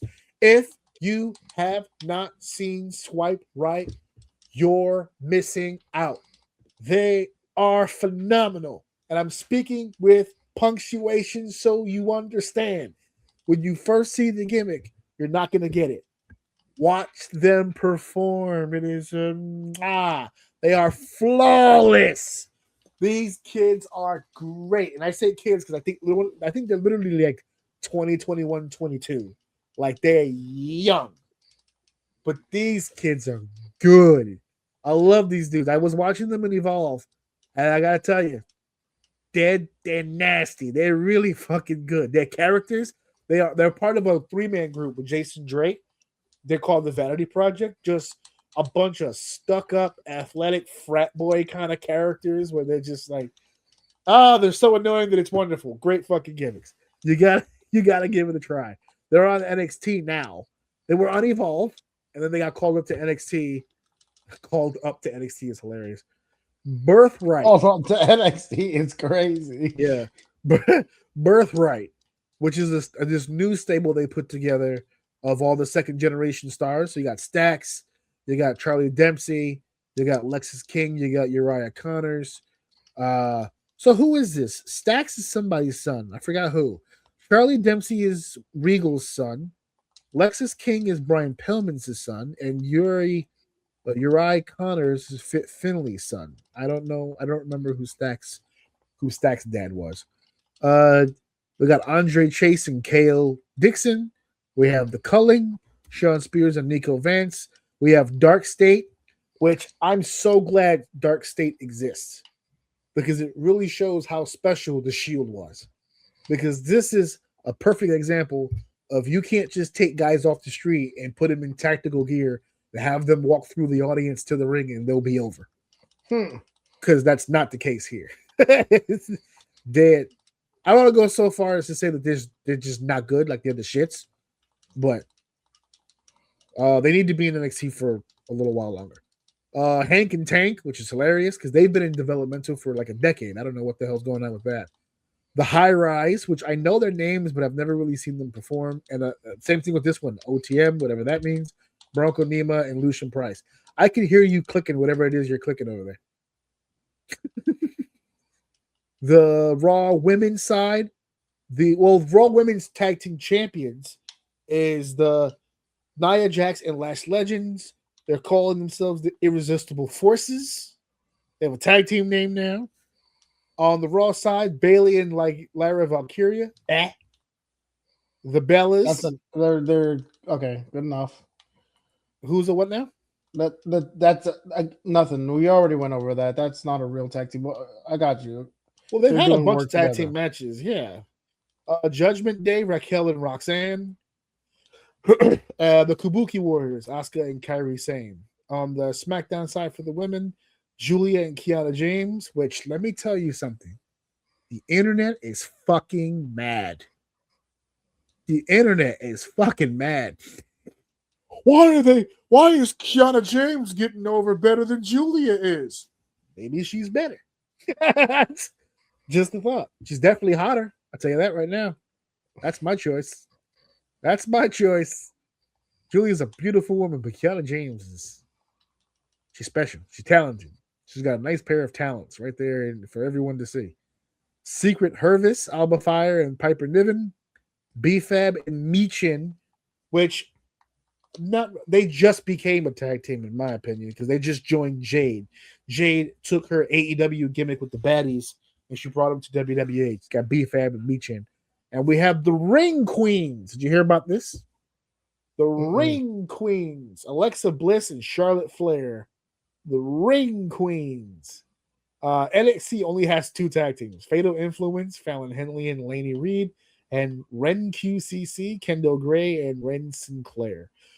That's a lot of tag teams. So for what it's worth, regardless if you want to get into logistics or anything, or technicalities, I guess is the better word. If you want to get into technicalities, you can't say that half of that is not real tag teams, but let's say that they are, because they are working together and there's potential for any of them to hold the titles. That's a lot of relevancy, man. That's a lot of people that you can deem a tag team, or you could get a match, definitely a tag team match every night that there's wrestling. Yeah, with at least that many tag teams. Yeah. My only real problem with the tag team division is, like you said earlier, which is I want to accentuate that as the main point of this conversation. They always seem like they're on the verge of splitting them up to do something different with them. And that used to be a foreign concept. Even if a team broke up or had issues or somebody, unfortunately got injured, whatever the case may be, you usually just move the tag team guy into another tag team. There's been different variations of the Midnight Express. There's been different variations of different tag teams in the past. Even LOD had a third man at some point. Demolition had a third man at some point, which I'm going to get into that Hall of Fame shit next week. I'm going to cool down for a second, and I'm going to let cooler heads prevail, but that Hall of Fame situation has got me all the way fucked up. I'm going to cut a goddamn promo on everybody involved with that shit, because I don't care who you're fucking. On a list of Stephanie McMahon, AJ Styles, now we have Psycho Sid, Demolition. They added Dennis Rodman to the class for the celebrity wing. Okay. Of that 5, there is only one fucking headliner in there. And I promise you, it ain't Stephanie fucking McMahon. All those legends that I just fucking mentioned. And I'm telling you right now, if Stephanie McMahon is the fucking headliner, I'm going to shit a chicken. Because bullshit. We said on the show, we didn't have a problem with Steph going into the Hall of Fame. She's a Hall of Fame performer. There's no question about that. I have no issue with her going into the Hall of Fame. I feel like this is more of a personal thing for you. But to sit here and say, do you disagree? Do you not think of the 2 choices? Who's the headliner? Like I know which way you're going. Yeah, me. I'm asking you though. I'm gonna have to if I think I know who you think should be the headliner, I will unfortunately have to disagree with you. Okay. Explain. Because Stephanie does mean more to the WWE than he does. Wrestling overall, yes, but we're talking about the WWE Hall of Fame. I'm sorry, you're gonna, if it happens and she's the headliner, you are gonna have to eat that, because unfortunately, that's the better call. Are you saying? But what has she accomplished in WWE that is more than what AJ has accomplished? Are you saying that she's had more memorable moments? Because it's definitely not a performance aspect. She's been, yeah. I mean, what's wrong? She's had plenty of performances in peak eras too. She's had while he was off in TNA, crushing it like he does. She was in like this business fighting off a gimmick of being raped or impregnated by both her father and or her brother. Okay, she deserves the headline. Okay, she fought off these savages who were trying who incessantly impregnate her on live television. She survived, dude. Let her have it. Okay. Well, when I was in TNA, I was the X Division champion. My dad tried to inseminate me. Okay, dude, I get to go last. God damn it! From the wrestling aspect, 100%, I don't disagree with you. Unfortunately, where we are and what we're talking about, I am not thrown or upset if Stephanie, she earned it. She deserved it. She was here longer. Do you even know if that's the way that they're going, or you just see it coming because Stephanie's in it? No. It's the way they're promoting it. It's the way that they're situating things, right? So first and foremost, she was the first one who was asked. That raised the flag, but I just thought it was the situation that caught her off guard. It was just perfect cinema. Let's not read too much into it. But ever since they've started announcing new members to this class, the way that they format it is Steph's on top, and then in small little pictures is everybody else. Like, she's the focal point. And I just said to myself, I swear to fucking God, if she's the goddamn headliner. And then my wife's like, what are you getting mad about? She's Triple H's wife. She's the daughter of the owner of the company. How the fuck would she not be the headliner? And I'm like, if you remove AJ and just have that class as it is, she's to me, I don't have a problem. Even over Sid, I don't even care. Him being in there with the career that he's had, and I don't want to hear just WWE, because there's guys in the WWE Hall of Fame who've never stepped foot in the WWE. So that runs the headliners. Were they the headliners? I'd have to do my homework. Were they the headliners? I'm going to go on a limb and say no. That has never wrestled in WWE. I know you were kind of being a little about that, but I doubt there's anyone who's never wrestled in WWE who was the headliner. No, but if those guys in particular, as an example, Jushin Liger had one match, but let's face it, he was a Hall of Famer without the match happening or not. I happened to be there for that one match. It was a fun day. But if he got into the Hall of Fame, was not a headliner, but he got into the Hall of Fame without stepping foot in WWE. Had he stepped foot in WWE, had he spent time here, he would have been a headliner. He would. Okay, it's like you know what I'm saying? Like, he would have been. That's what I'm saying. If you remove all 10 years of AJ Styles' WWE career and just talk about him as a performer, I don't necessarily know if he gets in. But I would. It's one of those things where, like, I wouldn't be surprised if he got in, but I can understand if they don't because he's a TNA guy. Whatever the case may be, I understand that. 10 years on top the whole fucking time. How was that not? What? Yeah, she had great moments. Are there wrestlers? She was born in WWE. Are there wrestlers around the same time where Taker was the man? That was that. Wait, what? You could see headlining over the Undertaker in the Hall of Fame. The Undertaker? No. Correct. What does that have to do with what we're talking about? I think I'm asking this question incorrectly. Let me try this again. Are there wrestlers outside of the WWE that you would deem better wrestlers, gimmick, however the overall number you come to that conclusion. Are there better overall wrestlers or characters, whatever, than The Undertaker that are outside of the WWE? Character, maybe not. Wrestler, sure. There probably were overall, better. I know we can split it and nitpick. Yeah. Is there someone, if you were putting a tier list, that you would put over The Undertaker? Probably.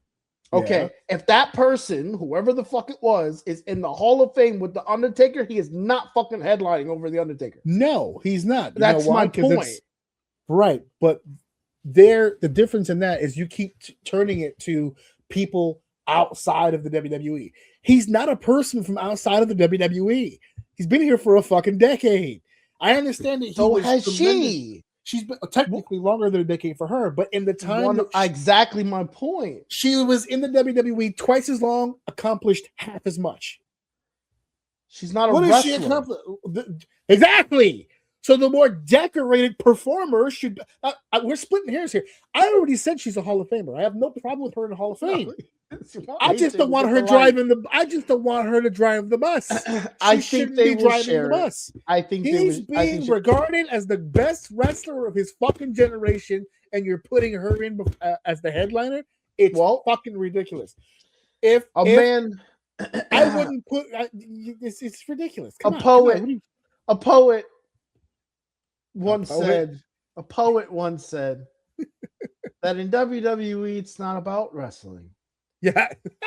So let's not drive that as the focal point as why he deserves to drive the bus. You're on her bus, buddy. I'm sorry. Oh no.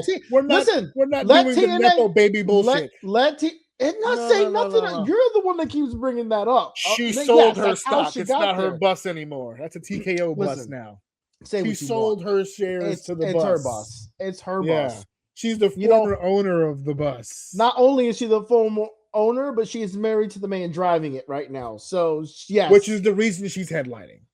You just said it right there. Because if she wasn't married, she wouldn't be hide behind whatever cope you want. She deserves to drive the bus. That's all. That's it. See, that's where I have an issue. Deserves to drive the bus. That's right. If you want to sit here and convince me that she is because of who she is and who she fucks. She is the boss. Yeah.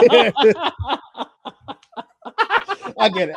I get what you're saying. I'm if you're gonna sell me devil's advocate here, but I get what you're saying. If you're trying to sell me on why she's driving the bus, I get it. To say she deserves to drive the bus, she does. Outlandish. I'm not gonna take that. AJ Styles out of this. There is a number of people who are currently in the Hall of Fame that if she went into that class, I would be like, you're out of your fucking mind. When Bret Hart went into the goddamn Hall of Fame, no.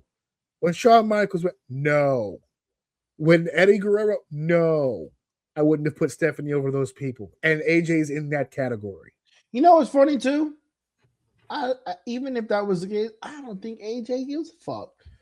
No, and that's the problem. That's the biggest part. He's mad for you. Yeah, this is the part that really fucking irks me the most is because he's just gonna sit there and be the happy to be here guy. Hey, he's not gonna be rock the boat at all. If he was sitting with us right now, he would tell you she deserves to drive that bus. Yeah, and he'd be lying through his fucking teeth. No, he wouldn't. He'd be telling the truth. I would mute his mic from right here. I've got the power. Muting his mic is fucking crazy. That's hilarious. I was like, stop with the bullshit already. Are you kidding me? Have you watched her podcast? Yeah, I have actually. Every time I'm joking. I'm being like funny, but I do. There were a few of them I want to check out. I do want to visit because she has some pretty cool things going on that. I do want to check out. I watched the one that she did that I knew I had to actually watch was her and Paul Heyman. I had to watch that one because I know how much these two hated each other, and contrast to now how much they love each other, which is weird to watch in real time, especially during that interview. But every time, favorite part. You know my favorite part about the Stephanie podcast. Every time somebody mentions Triple H, you can see actual horniness on her fucking face. It is hilarious. The last one she just did was with Obafemi. And it was like, who was it that you looked up to? Like, who did you pattern yourself? And he was just like, oh man, I was a big Triple H guy. She was like, really? He's like, and he started listing reasons why, whatever. All good reasons, by the way. Everybody in the comments was like, well, of course he's going to say that so he can get the push. She's like, no, he had some really valid reasons as to why he liked Triple H. Bro, if you really think saying his name is going to get you the push, it's crazy. Yeah, we've said his name 1,000 times. But quick sidebar, I do see a lot of Triple H in his movement. I do see, now that you mention that, I did never put it together. He does, yeah, I see it a lot actually, for sure. High impact, take your time kind of just face. The way he moves, the way his shoulders are kind of always up, the way Triple H's was and stuff like that, his body movement. Yeah, actually, I see it a lot now that you say it, dude. Seriously. He ends his description of Triple H by saying, yeah, he was, in his prime, he was just like the total package. He was the most complete wrestler. And then she goes, yeah, he is the total package. Like I think it's about package, all right. I showed it to Steph. I said, I need you to look at me the way that she looks at Triple H, bro. Seriously. Like, yeah, right. It's one. I don't think you love me enough. If my wife doesn't look at me like this, I don't want it. Yeah. I don't think you love me enough is the issue here. Yeah. You're not living up to these expectations. So just really quickly on the tag team thing, just to wrap it up, because we went off. Look at that. But so irrelevant. We derailed twice. But that's kind of by the way. That's kind of the point, what we're trying to make here. What it really comes down to is that the reason I listed off all those names is because they're there. They're there.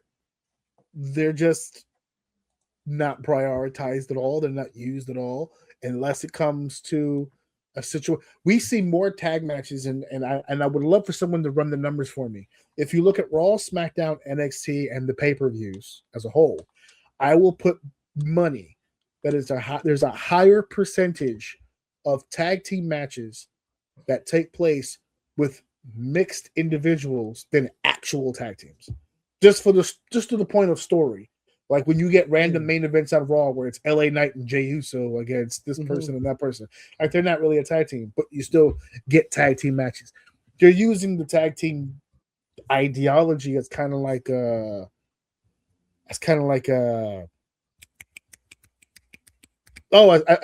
transportation for the story. They don't treat it like a division. They treat it like this person is fighting this person and this person likes this person likes this person. Let's put them together. Just to progress the story as is. So there really isn't. Oh my god, Rhea Ripley and Io, like they literally split them right there on TV, and it was almost like all right, we're done here, detached, because that they're like, oh, I love you, you did so much for me, thank you, hug, and then Rhea turned and go, okay, I'm single again. You know what I mean? Like it was instant. The way you see it, I know you remember it. Like she went from her tag team having fun. I'm kind of on hold a little bit. I'm doing my thing. All right, we're locked in again. Now we're back singles, and that's kind of like the feeling with tag team as a whole. It's like it's just a placeholder, or we're driving something different, multiple stories at once, or it's literally just a pause until we can figure out what we're gonna do. Sadly. So yeah, it's the death of tag team wrestling because as you said at the very, very beginning of this, we don't see where it's going to get any better, and it's not just in the WWE, by the way. I'm glad I just remembered this before we ended this segment. It happens on the independent level. There's not a lot of tag teams on the independent level either, because a lot of promoters don't want to pay for tag teams because that's double the money. Yeah, you gotta buy two. If one guy's $75, the other guy is $75, that's $150 that gets me one match. If I got to do a tag match, that $150 now turns into $300 for the one match, and I can get two matches out of it. So a lot of the times it doesn't really happen that. They don't really pick up a lot of tag teams. It's a lot harder to get booked as a tag team as it is to get booked as an individual on the independent scene. And there's a few tag teams that, really good tag teams. It's just they don't get a lot of action in a lot of places because they'd just rather not. Then there are those promoters that go crazy. They'll have a whole tag team tournament. It's like 8 teams, one night, 3 matches, 1 tag team title. It's like, bruh, 1 pay rate because you didn't pay me for 3 matches. They gave me the same $75 if I wrestled once to wrestle 3 times. I didn't walk out of here $225 richer, you asshole. But and so it's like with the criticism in baseball or basketball is like they don't treat the Pee Wee League correct. So then when they don't develop good habits in Pee Wee and then they don't develop it in high school and then they don't develop it in college, by the time they get to the pros, they don't have the skill set. So that's what we have here. There's a lot of guys who are tag teams who don't know how to work tag team style matches because they're winging it because the people in charge don't know how to instruct them how to have a tag team match. So the death of tag team wrestling, it's unfortunate. You hate to see it happen. On now to the main event, folks. It is now time for the main event of the evening. It is now time for the main event, and I just realized now that I randomly chose pink for our banners, and we're talking about the women in the main event. I did. I saw that. Didn't want to did not coordinate that at all whatsoever. But we're gonna go with it. Women in the WrestleMania main event. There was an interview that took place recently. I'll read the exact transcript once I pull it up here. There was a conversation that took place on the Bellas podcast. They had Tiffany Stratton on, and it reads a little like this. Stratton said, "I fully believe one day we're going to have another women's main event at WrestleMania. So, us women, we all need to come together. We need to make that happen." Bree says, "For sure. Well, all the women have been killing it lately, so if it's not happening this Mania, I'll be shocked. And I hope, too, that there's just as many." Nikki says, "and a lot more female matches. I feel like there should be 3 a night." Bree said, "If not 4. Nikki said, "Especially with added time from ESPN." And Bree said, "So we need to see a lot of women on WrestleMania, for sure." Now, very quick excerpt, but at the same time, it got the people talking. For 2 reasons. One, there seems to be this thought process that the women's division isn't really doing a whole lot. And we've said here on the show a couple times, that some bitch is cooking. That some bitch is cooking. But there are legitimately people who are watching these matches and watching these storylines and watching these characters and going, I don't get it.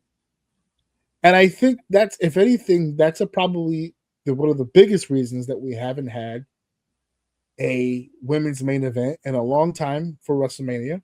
And the second thing, as far as the conversation that was stoked by these comments, is why hasn't it happened in so many years? So I put together a little chart and I sent it to you. And I'm not going to pull it up here because it moves our fucking screens around and I don't feel like it. It's not going to be on here for long. But the very first women's main event was WrestleMania 35. Becky Lynch, Charlotte Flair, Ronda Rousey. I was in the house. It was fun times. So I wanted to take a look at every WrestleMania since 35 to see that if there was going to be a women's main event at WrestleMania, why hasn't it happened by now? Now, I didn't include 37 on this list because 37 had a women's main event.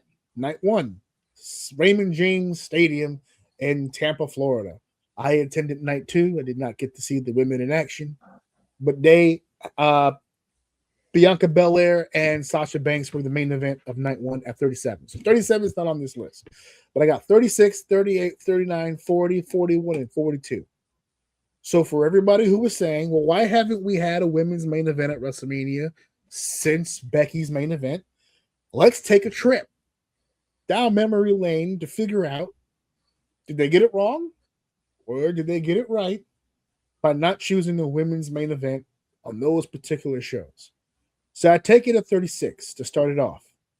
That's the pandemic WrestleMania at the Performance Center. Mm-hmm.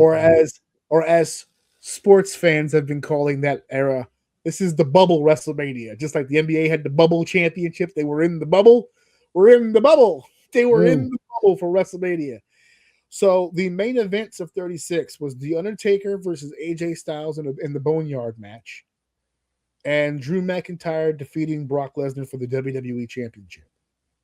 The 2 women's title matches on that show, Becky Lynch and Shayna Baszler for the Raw Women's title, Charlotte Flair versus Rhea Ripley for the NXT title. That one could have been possible. Not at that time, maybe. Not at that time. Not at that time. That was NXT. Yeah. Those names now have value. But not at that time, right? Not at that time. No. Rhea, of the 2 matches, because I remember walking away from 36.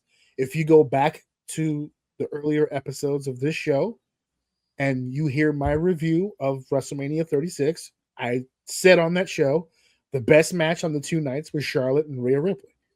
I thought it was the best match of the whole WrestleMania, but no chance going into this. Did you think this was going to be the main event? Again, it's Taker and Styles, and it's an upcoming and emerging Drew McIntyre and Brock Lesnar. No. 37 had a main event, so we go to 38. The women's matches for 38 was Bianca Belair versus Becky Lynch, the match that made you sick to your goddamn stomach.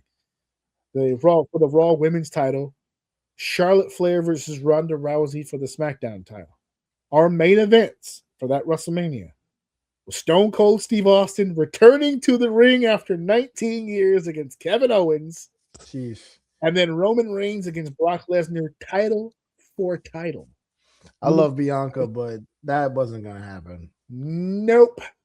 No fucking way. There wasn't a woman on earth that could have made a...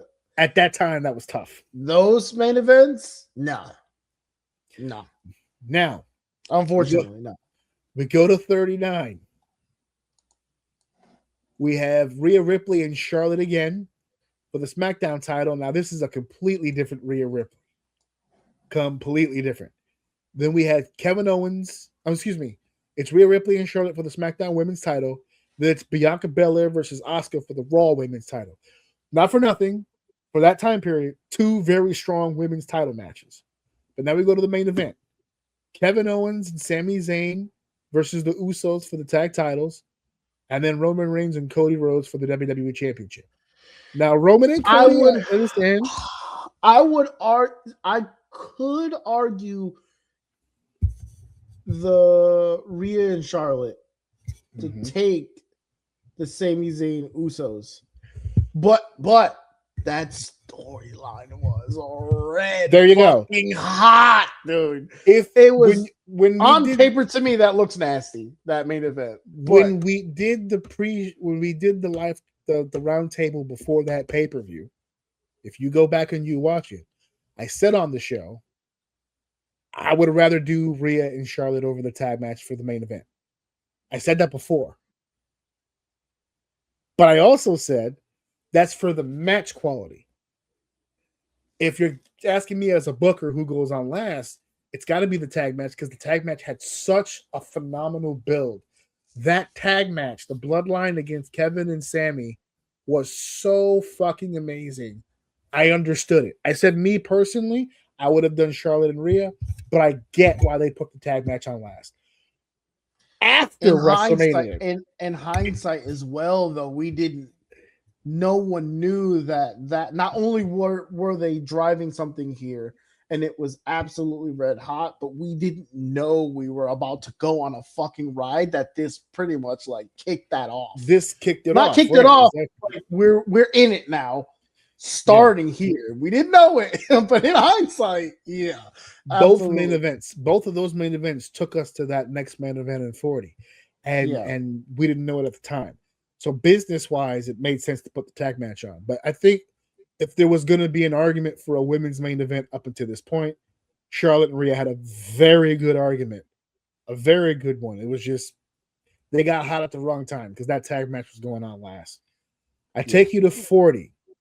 We shouldn't even have to fucking discuss this. We shouldn't even have to talk about it. But Rhea Ripley the resurgence of wrestling, as I like to fucking call it. Rhea Ripley and Becky Lynch for the women's world title, which, by the way, the main events were so hot, they put this match on first. Bayley and Io Sky was the WWE Women's Championship match on night 2. The main events for 40, The Rock and Roman Reigns against Cody Rhodes and Seth Rollins. And then on night 2, Rhodes and Reigns for the ending of the story. I'm sorry.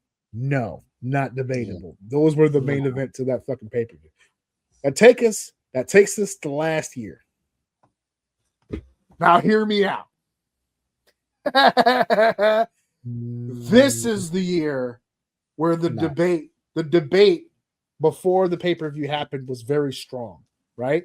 So the women's title matches is Tiffany Stratton versus Charlotte for the WWE Women's title, Io Sky, Bianca Belair, Rhea Ripley for the World Women's Championship. I had said if Io Sky was not in that match, and if it was just Rhea and Bianca, that probably would have been one of the main events of that WrestleMania. We had CM Punk, Seth Rollins, and Roman Reigns for night 1's main event, and John Cena and Cody Rhodes for night 2. Now Cena's on the farewell tour. That was going to be the main event of WrestleMania. So the debate comes to the triple threat match. Let me tell you something. We sat here, you and I sat here, and talked about both triple threats. The guys told a better story, but the girls had the better triple threat match. They had the better match. I don't know if that's enough to put them in the main event, but that's another one that I feel like there's a real conversation. That's unfortunate. I agree with you. Names alone ain't gonna happen. It was too high profile. Just fuck a story, fuck a match. The names on paper wasn't gonna happen. It just wasn't. You would, and this is the problem, right? I agree with what you're saying. They would the level of momentum either of these women matches would have to have had going into this to take that last spot is monumental. I don't even think some of the female main events that we had would have been able to take over the main spot from these. It's just not going to happen. Unfortunately, these names are too big. It's especially unfortunate when you also factor in that just a few months before this Mania took place, the Evolution pay-per-view with the main event of Rhea Ripley and Io Sky, arguably one of the best main events of the whole year, not being rematched at WrestleMania, turning it into a triple threat match instead, I felt like complicated things. Because you could have done Rhea and Io, you could have done Rhea and Bianca, and it would have, in my opinion, it would have been right here. To have all three, yeah, they had the better match, but it convolutes the story. And the guys had the better story. And that's why they were in the goddamn main event. Which takes us to this year's Stephanie McClure, Liv Morgan, World Women's Championship match, Rhea Ripley, Jade Cargill, WWE Women's Championship match. So far, what is projected to be the main events would be Punk Roman for the world title and Cody Rhodes, Randy Orton for the WWE title.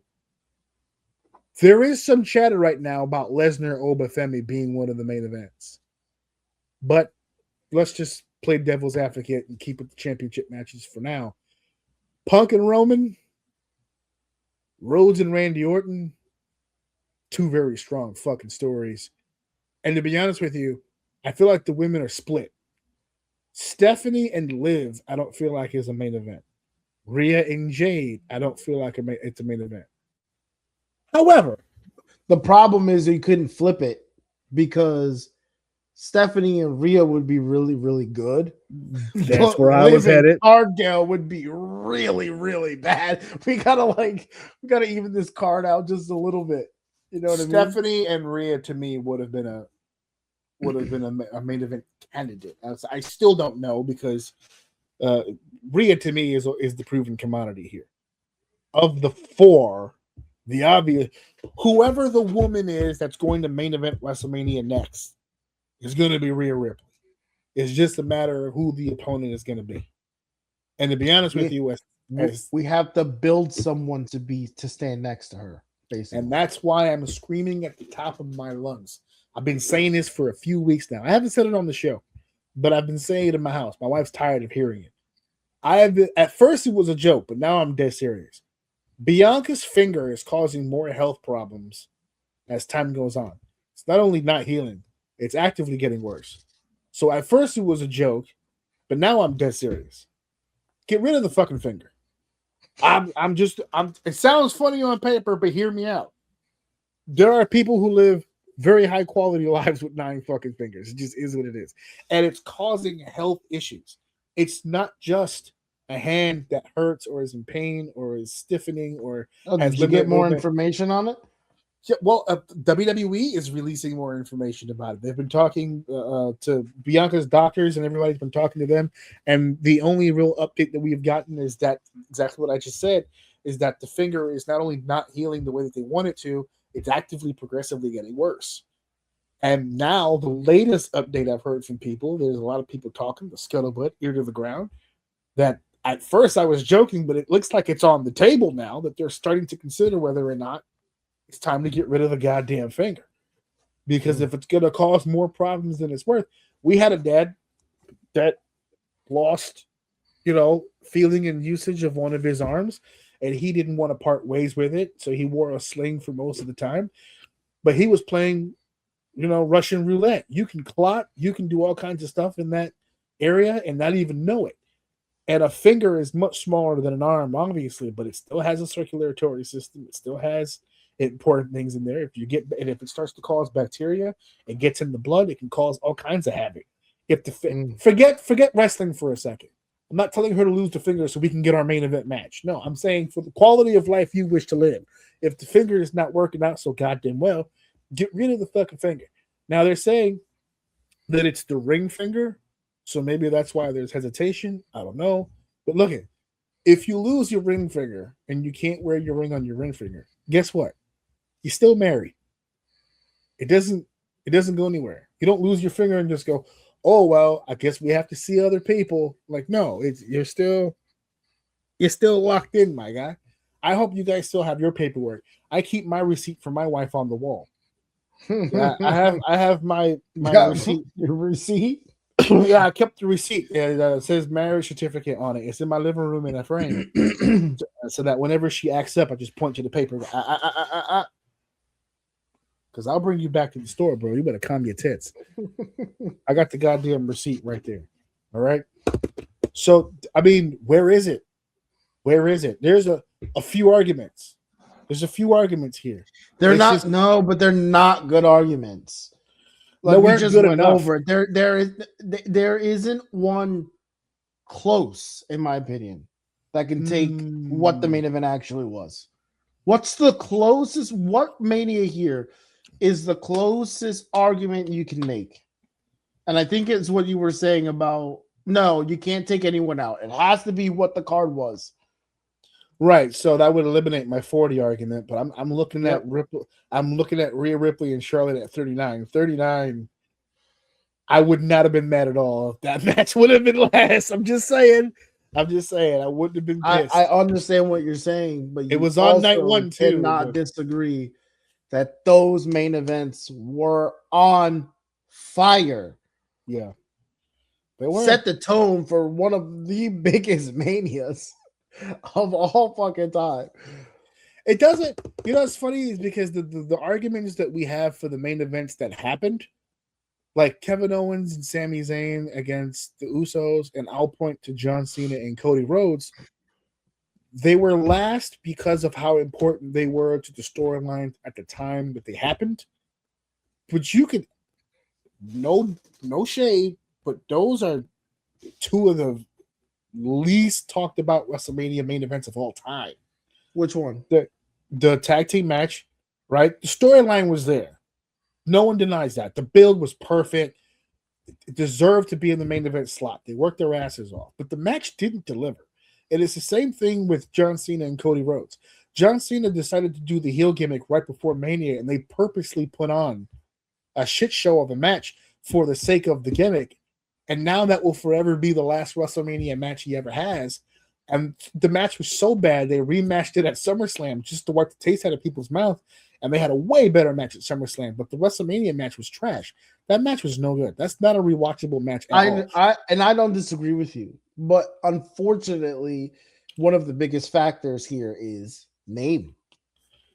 We could have known this was going to be ass. He's going on last. That's it.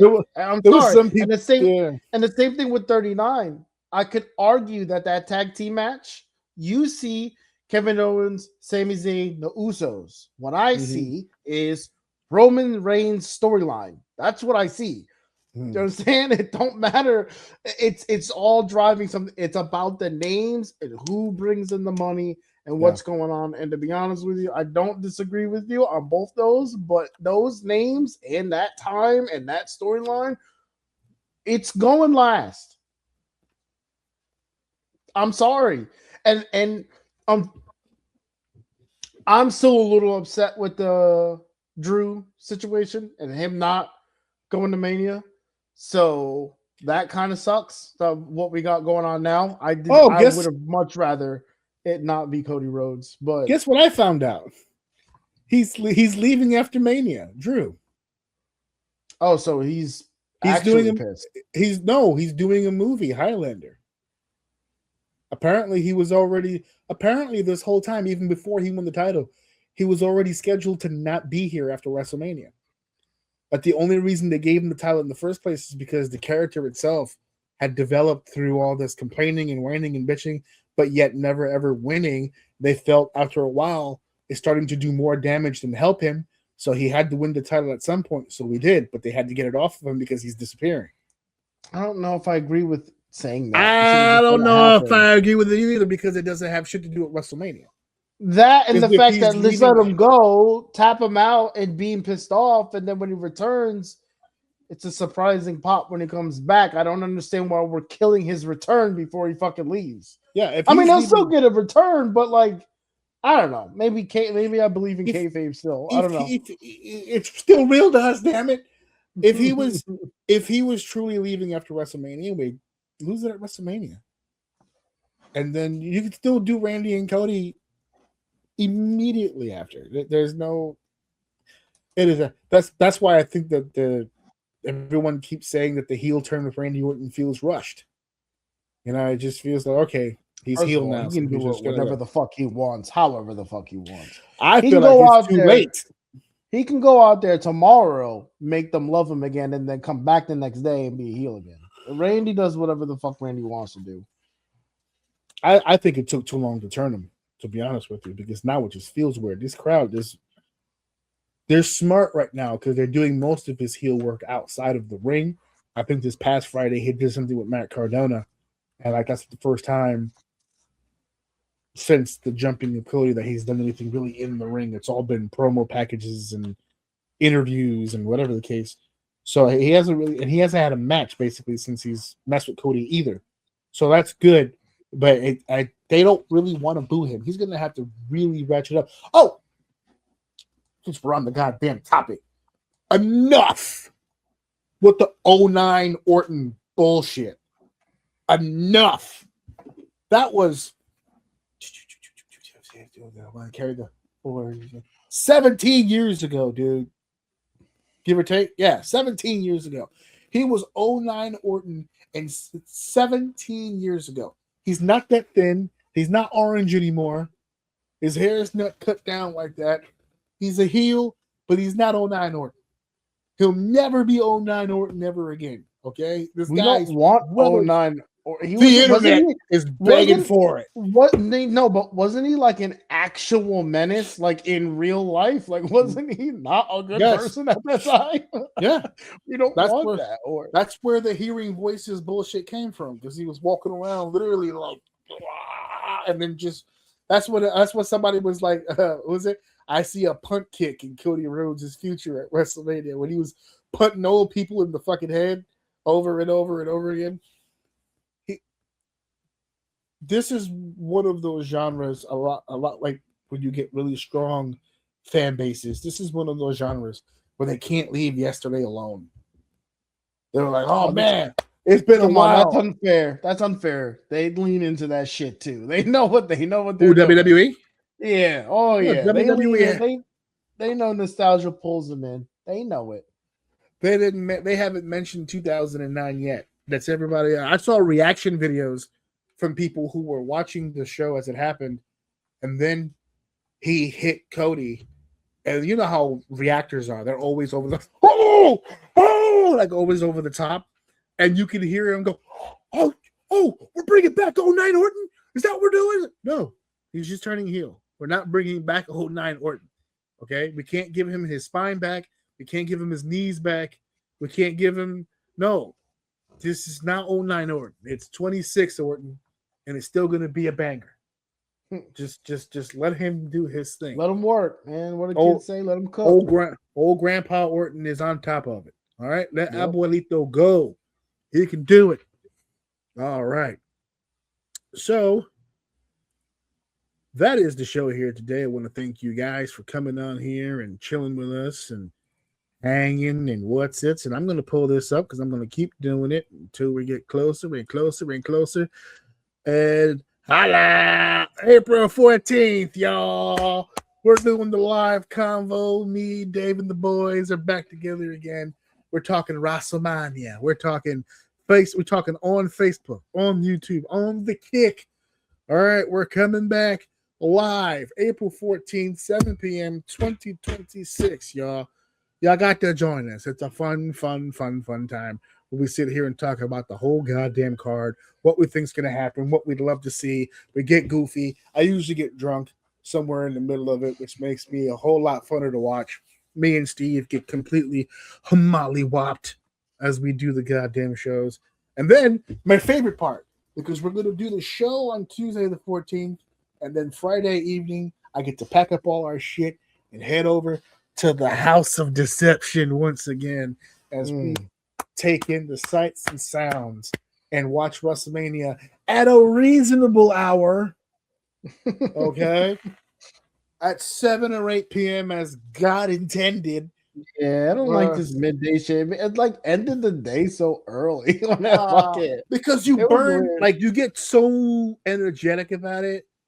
And usually for me, it's like I have now at my age, I have a hard time day drinking. Because if I start drinking during the day, I feel depleted. At night when I drink, as soon as I'm done drinking, I go to the bed, I pass out. I don't go through the depletion stage. Yeah. I go out on a high. I'm like, I feel good. I feel loose. Time to go to sleep. By the time, if I start drinking at 2, by like 7 o'clock, I'm like, oh, I feel heavy. And we were drinking, eating wings, popping pizzas. Yeah, we were acting like it was 7 o'clock. I was like 1. Felt like a bowling ball. It was so fucking. It was amazing. But now we're gonna watch it at a decent goddamn hour, like regular human beings. And let Saudi Arabia stay up at night to watch the bullshit. So that's gonna be WrestleMania coming up. Much to do as we lead up to that. So episode 348 in the books. Hope you guys had fun. Thank you for listening. Thank you for downloading. Thank you for sharing. And of course, thank you guys for enjoying episode 348. We're going to see you next week. Mic drop. Wait a minute. This is too much. Cooking it like a pro. Wrap it up, everybody. Show's over.